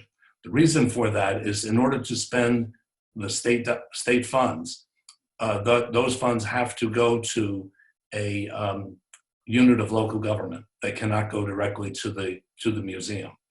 But we cannot access those funds until we have site control. We can't have site control until there is a lease from the state to a unit of local government. The second part of our request is for the town to agree to be the recipient of these funds. So it's a lease from the State Department of Corrections and a agreement to receive the funds on behalf of the museum. What the museum needs to do is enter into a management agreement with the town in which the museum takes all responsibility for the management of the powerhouse, all the liability for the management of the powerhouse, and any financial risk or financial commitments would be the responsibility of the museum. So we're not asking the town for any financial allocation, but only to be the fiscal agent and lessee of the powerhouse from the state. And the fourth part of what the museum has to accomplish is to achieve short-term financing, to secure short-term financing for the construction project. So as many of you know, the state funds are available on a reimbursement basis. So we would have to spend the funds for the renovation of the powerhouse and then request reimbursement from the state. We're not asking the town to advance those funds. We would have to secure the financing from a third party. So those are the 4 parts of our partnership proposal. There have been several questions raised along the way, and Dana mentioned several to me, and rather than wait for those questions. I'll just try to answer a few of them that I know of. One is this question of liability. Can the museum ensure that we will have the basic insurance and the liability insurance required of any museum, so that the town is not assuming any risk in in holding the lease for the powerhouse property, and we believe we'll be able to achieve that. There are 35,000 museums in America now, and they all have liability insurance and they all have casualty insurance, and we're confident that we can address that question satisfactorily. The second question that comes up is what happens if the museum fails or folds up or doesn't ceases to operate? Well, first of all, we would have a succession plan, as most museums do, as to where the collections and anything the museum owns would be allocated to a successor organization. But also, as far as the lease is concerned, the state has indicated that they would honor a reverter clause in the lease because they are going to continue to operate the steam plant that provides steam to the prison, and they are not going to want to give up that steam plant or any interest in the property. So we have discussed with the department the possibility that if the museum ceased to operate, we would revert the site control back to the state. Another question that was raised is, would the dormitory authority that actually administers the grants, the state grants, would they allow us to use borrowed funds for the construction project? And we have received assurance from the dormitory authority that they, as long as these were short-term notes, that we could use borrowed funds for the construction project. Other questions are, what is our long-term and short-term business plan?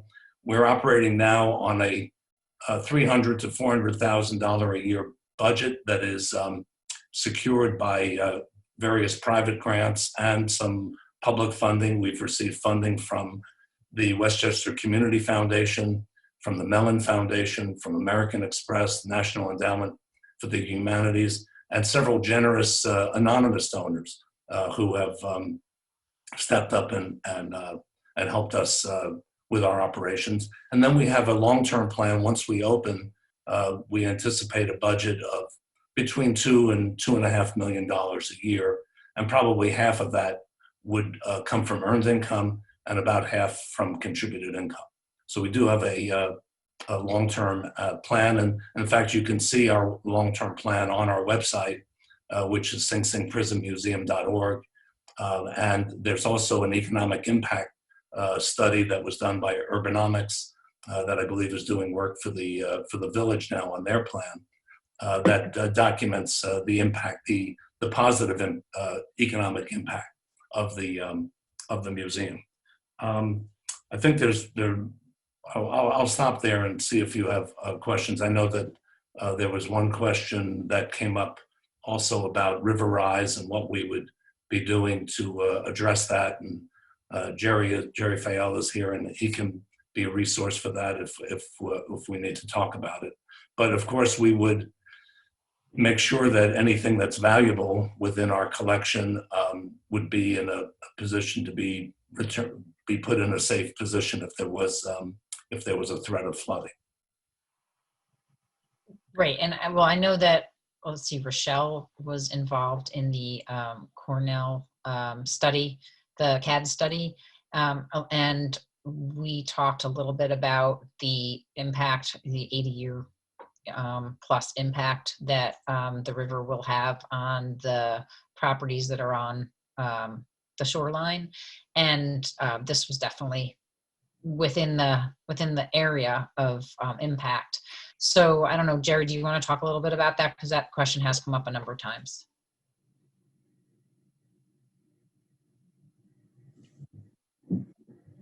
Thank you. And good evening. Good to see everybody. In quite a while. A couple of things. Scenic Hudson has developed a pretty good sea level mapper guide along the entire Hudson River, and they have it mapped out based upon current high tide levels, the 100-year floodplain, and then they start to show it in 6-inch increments how the land masses would be inundated with water depending upon what the sea level rise equates to.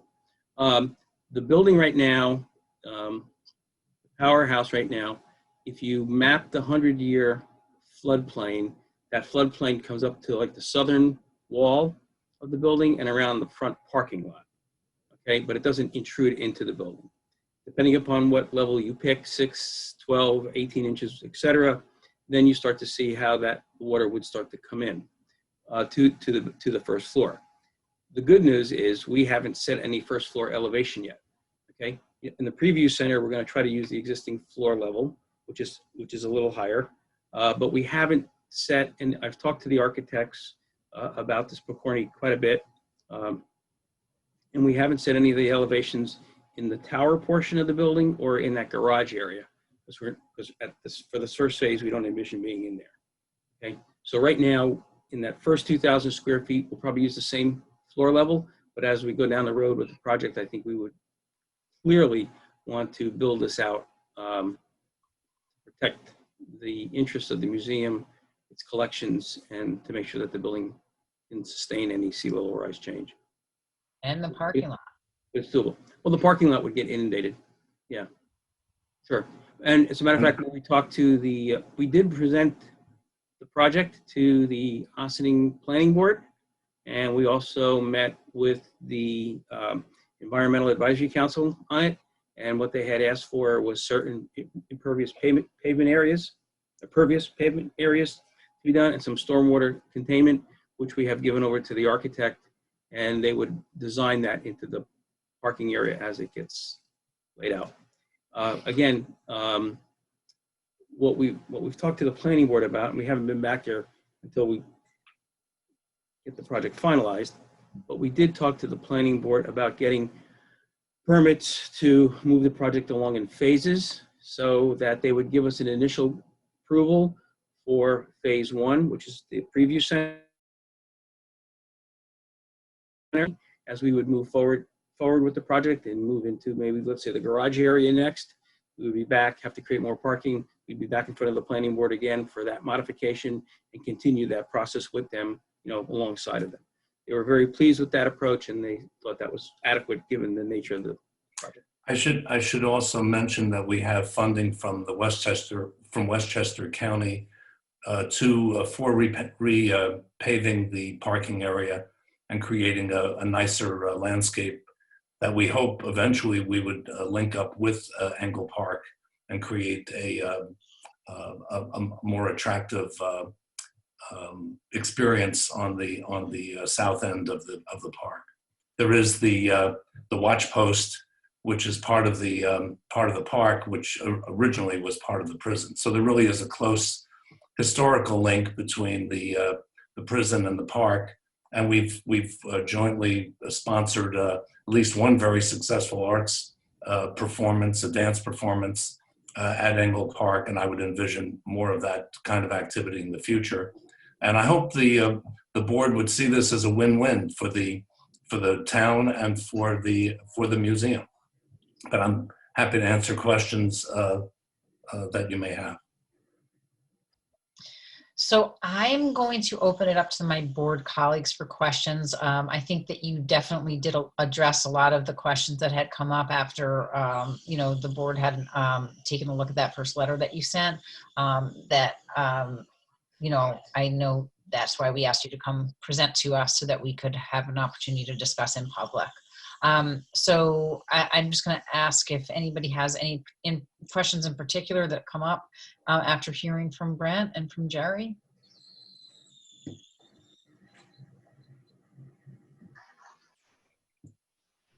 I also did not mention that we have a couple of our board members in attendance tonight, so they can raise their hands or be recognized or add to what I've said.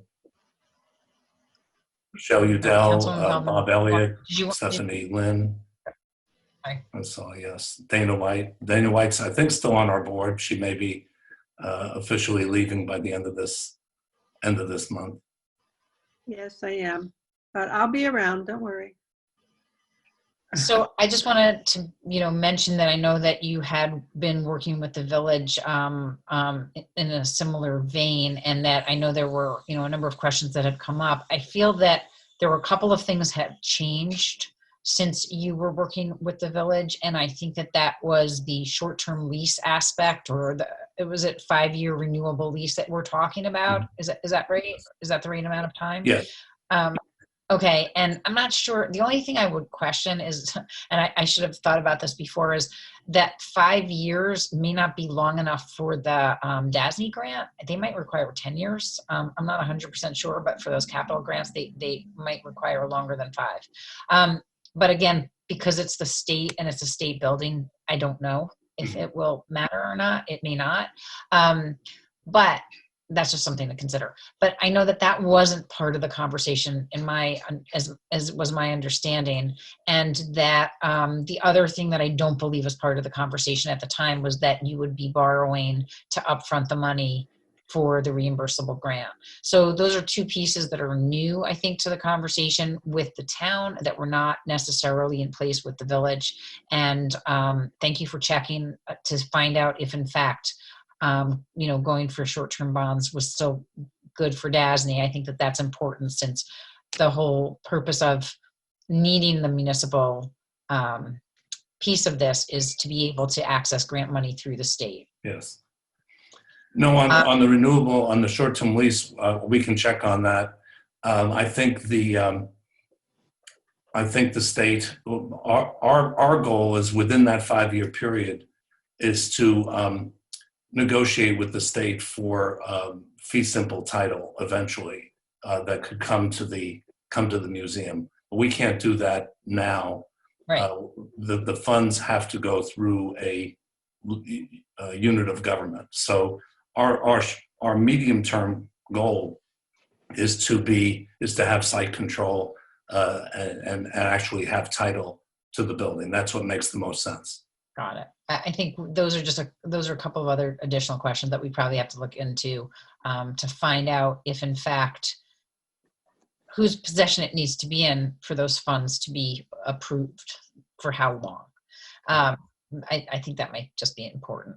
So again, I'm just going to open it up to the town board. If there, you have any particular concerns that just jump out that you might want to see if the museum folks could address.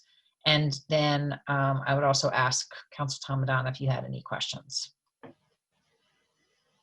Well, we all know that I'm worried about the sea level rise and the storm surges. I'm glad to see that they're taking that into account and that they're going to be designing for that.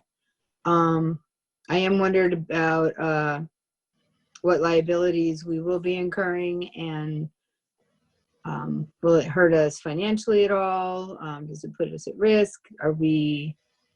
I'm guessing we'll have to be insured as well. A few questions along the liability edge. I love the project. I think it's a wonderful project.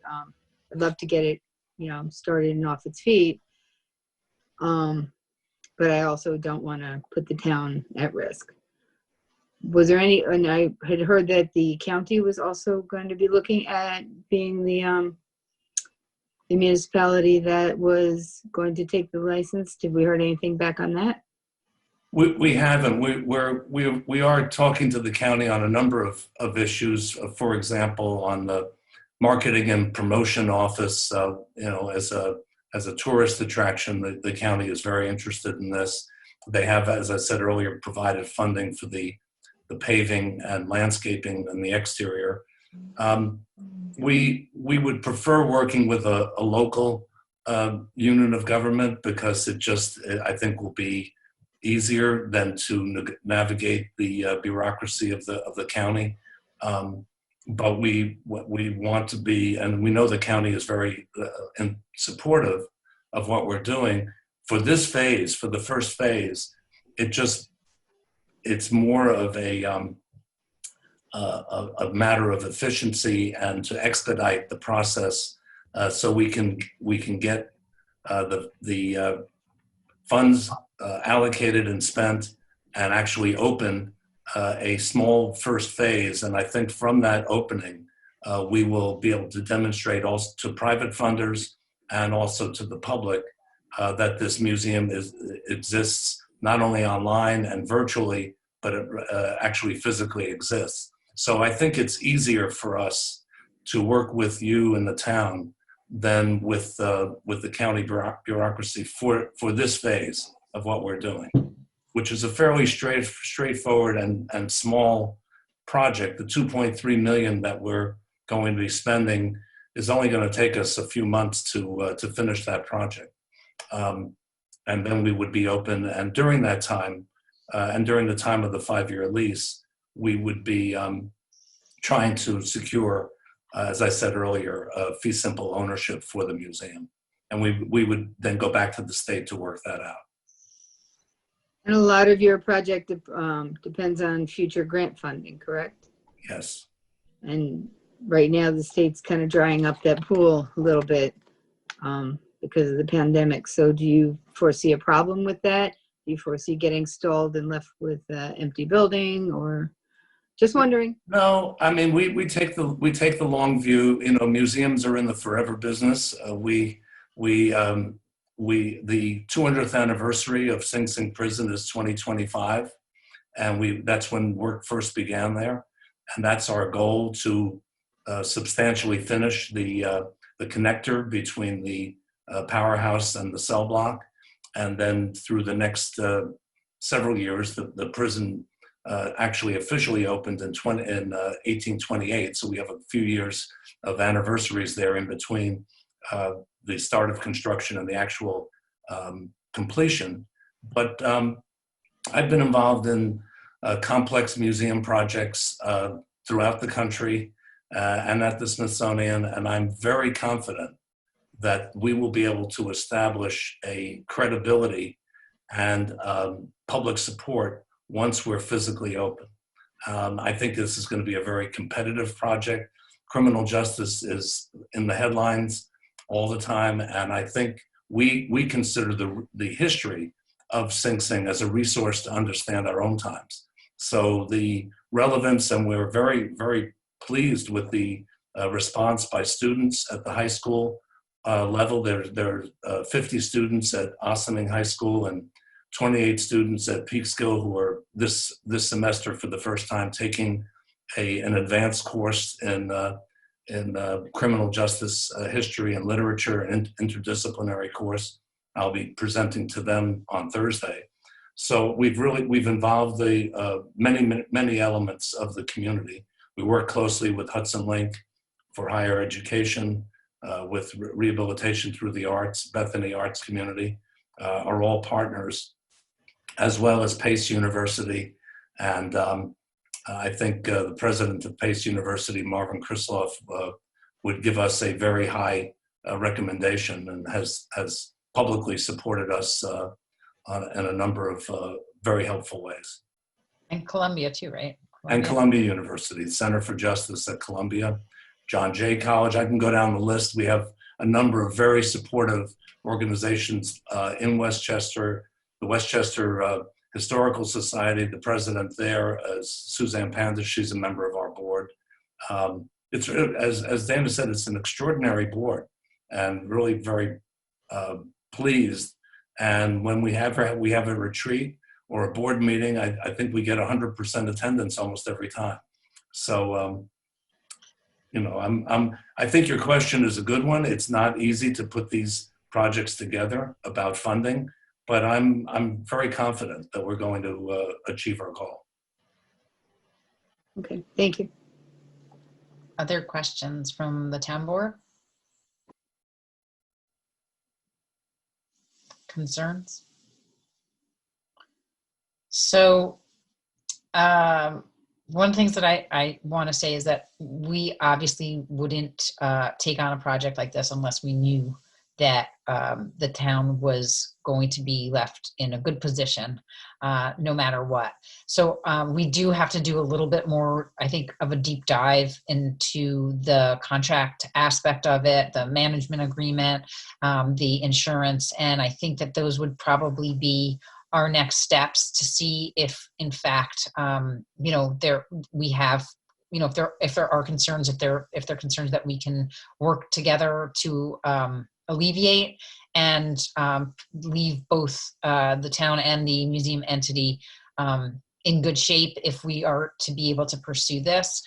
So those are, I think, are the next. That would be the next set of details to work out if I sort of see the town board nodding in the direction that they're interested in doing that. I think this is a tremendous project for our community and for the region. I think it's transformative. I've said that many times before, and I really do believe on so many levels. And the direction that the museum entity has taken over the years that I've been involved has been, a pivot to really address and dig deep into the criminal justice aspect of the project. And what's phenomenal about this is that everybody has embraced it, including the people who work there and including the state. And this was not always the case over the years, but it has become the case. And prison reform is something I think that they do embrace at Sing Sing, and have so many programs there. And as the superintendent, Mike Capra, has said before, 95% of the guys inside are coming out. And if you want them to come out into a society where they can be reestablished and not end up back in, then you have to do a lot of work on rehabilitation. So, that's part of, I think, why the prison has embraced this project. I think that they see it as a partnership that can lift all ships. So I think it's, again, it has, economic benefits, educational benefits, and just really turning around something that for many years, while associated with Ossining, wasn't always associated in the most positive light, that could be seen in a much different light with the prison museum attached to Sing Sing. So there was one more question, I think. Okay, I'm sorry. Am I mistaken? Did I hear you say that should, for whatever reason, this not pan out, tragic flood, whatever, the state would be willing to take back the building at any time? Yes. Okay, that gives me some peace of mind. Thank you. And that's the other piece of it that I do not believe was part of the original conversations with the village, because I think you were talking about either a 30-year or some kind of an ownership. It was a different set of circumstances, and I think that you had done some work since those conversations. So we are talking about a different type of agreement now than you were talking to the village about. I think that principle, the principle of hold harmless for the town, the principle of no financial obligation for the town. We really are looking to the town to be, in some ways, an honest broker so that we can access the state funds. But we have to, as a museum, as most museums do, take full responsibility for the financial obligations, for the risk, for the liability, and for the program. Again, I think the contiguity of having our town park right there, having the old cell tower that's actually housing some of our spray pad apparatus right now, but still has that really interesting tower up on the top, and having where I think we were up in there recently, right, Brent? We took a little tour, and just again being part of the just being a local municipality that stands to benefit from the museum. I think those are the sort of underlying reasons why it certainly makes sense for us to consider this as a partnership that we could move forward on if we can figure out a way to do it again that is safe for everybody, and assumes our fiduciary responsibility as we evaluate it. So I would just want to ask if there are any other of the board members. I know that your president, Bob Elliott, is here with us, and Bob has also, worked on many projects that have benefited the Hudson Valley over many years. And Stephanie Lynn Kleinman has also been a huge partner and really brought the education and arts component up to where it is right now, I think, and it had so many creative ideas. So I just don't know if you guys wanted to say anything. Rochelle, again, you were a critical partner in terms of the marketing and really putting this project on the map. And you're all also, Bob, you live in Croton, but Stephanie and Rochelle, you live in Ossining. Dana White, who's was the village historian for many years and very involved in this project on the board, and now moving to the village board. If any of you four would like to add anything to this, I think that would be great. No? You don't have anything to say? I have one thing to say, which is really about pride of place. And I think since the museum work has been done in such a very responsible way in terms of reflecting back on what it means to be a democracy, I think that everybody in Ossining will feel that pride of place, as well as the staff and the work that's being done there. So that's all I want to say about it. It's more behavioral than it is functional, but I think that's an important emotional aspect of what we're up to. All right. I'd like to add that for me, it is a lot about emotion. I'm very proud of Ossining. I love Ossining, and I feel this project will benefit the town so much. Last year, I was really proud to work with the town board in bringing the weight room to Lewis Angle Park.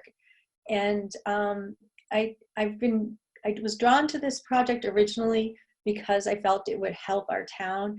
And now I care greatly about the issues that Dana's just mentioned. And it's a very exciting project. So thank you so much for listening to Brent tonight, who did a great presentation. Yeah. Yes, and if I could add to that, I think that Brent and Jerry and Stephanie and Rochelle spoke very well on behalf of the organization. Historically, I was the chair and the founder of Historic River Towns in the early 90s, and key to the success of tying our main streets to the waterfronts to economic development was the concept of what Ossining was doing and has done very well. And an integral part of that will be the Sing Sing Prison Museum. And I also have to say, in the Spano administration, I was director of economic development and the head of tourism for the county. And it always was key to everything that we talked about was the Sing Sing Prison Museum. So I appreciate the town board considering this. And if people have further questions, we're always here. Thank you. Thank you. Dana White, are you there? Or is it just a... Oh, I'm here. Yes, sorry. Did you want to say anything? No? Usually I'm not at a loss for words, but that's true. You know, looking back, I do a lot of I've been doing a lot of work archiving documents for the town and the village, and you know, this project has gone through a lot of different permutations, and I think that the moment is now the most exciting moment that exists for this project, because it's the perfect confluence of history of the present and the past. And I think that the village has had for almost 200 years a bit of a tortured relationship with the prison. Not so much now. You kind of can pretend it's not there if you want to. That's not something I would recommend. But you know, this is the opportunity to shift the narrative of the prison and the village and the relationship. I mean, the village changed its name in order to distance itself from that institution in 1901. And the irony being that we would in fact be narrowing the gap between village and prison. We would be seeing a relationship there that can be turned positive, and that we can make our relationship with the prison and its existence within our village boundaries work to our advantage and to their advantage in a way that benefits everybody. And I think that that's, you know, that's pretty exciting. And I think that that is an opportunity of international scope. And I think it's a chance to do something that no other prison museum does. And I think it's a way to make the village proud to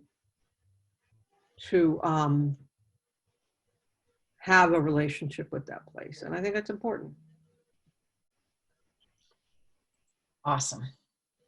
Well, I wanted to say thank you to all of you. I think this is a wonderful presentation. Again, I'm just so grateful for all of your participation in this project over many years, because you've all been involved for a number of years. And also, Bob, thanks for reminding me of the tie to the Historic Hudson River Towns organization, which Jerry actually initiated a connection with the museum, specifically in helping to write the first grant for you know, which the state did approve, and which was one of the first grants through the Regional Economic Development Council, and was not an easy task, I will say. So I know that, you know, there's just been a tremendous amount of work and partnership, and thank you all for that. I think that it really is phenomenal, and I know that I definitely am interested in seeing it progress. It's already progressed so far over the last 5 years or so, but now it's just sort of like at the edge. It's like teetering on the edge, and it needs to go and make that next step, get into the powerhouse, get that powerhouse fixed up, become a preview center. And then, you know, I believe that that the interest, we've already seen a tremendous amount of interest from other organizations in underwriting all of the different aspects of it. And it is, the time is right. And I think now is the time. So I certainly hope we can figure out a way to move forward with this and help in any way that we can, because as I've said, it stands to benefit us all if we can do it in a way that's fiscally responsible. So with that, yes, Jerry Fiala, with your finger up. Thank you, Dana. Thank you. Quick question. What procedurally, what should be the next step for us both between the town and the museum? My guess is that we're going to have to sort of go back and look through. I'm going to ask Christy. Christy is our town attorney. If you present something to us in writing that kind of outlines the terms that were discussed tonight, there are considerable differences than what was originally presented, which in my past review, which was basically working off of what had been discussed with the village. So if we're going to start to move forward with these new concepts, I think we need to be able to see something in writing to see how we can proceed. The of having you guys come tonight was to have this initial discussion with the board and see if there was a consensus to move forward to that next step before we started. You know, no one wants to waste your time or the town's time spinning wheels if it wasn't going to go anywhere. So that was the intent of having this discussion tonight, to see if the board, at least preliminarily, was interested in seeing this move forward so that we could start to get into those details. So just again, I'm just going to poll the board. Are you in fact interested in continuing to pursue this? Yes. Jackie, yes. I'm sorry, Liz, your head is going in a different direction than everybody else's. I'd like to see the terms. I'd like to see it, but probably. Well, I mean, again, that's the next step. So the question is, do you want to move to that next step? Yes. Yes, I'm willing to move to the next step. Okay. Nothing's being decided. The board isn't voting on anything. Nothing's being approved.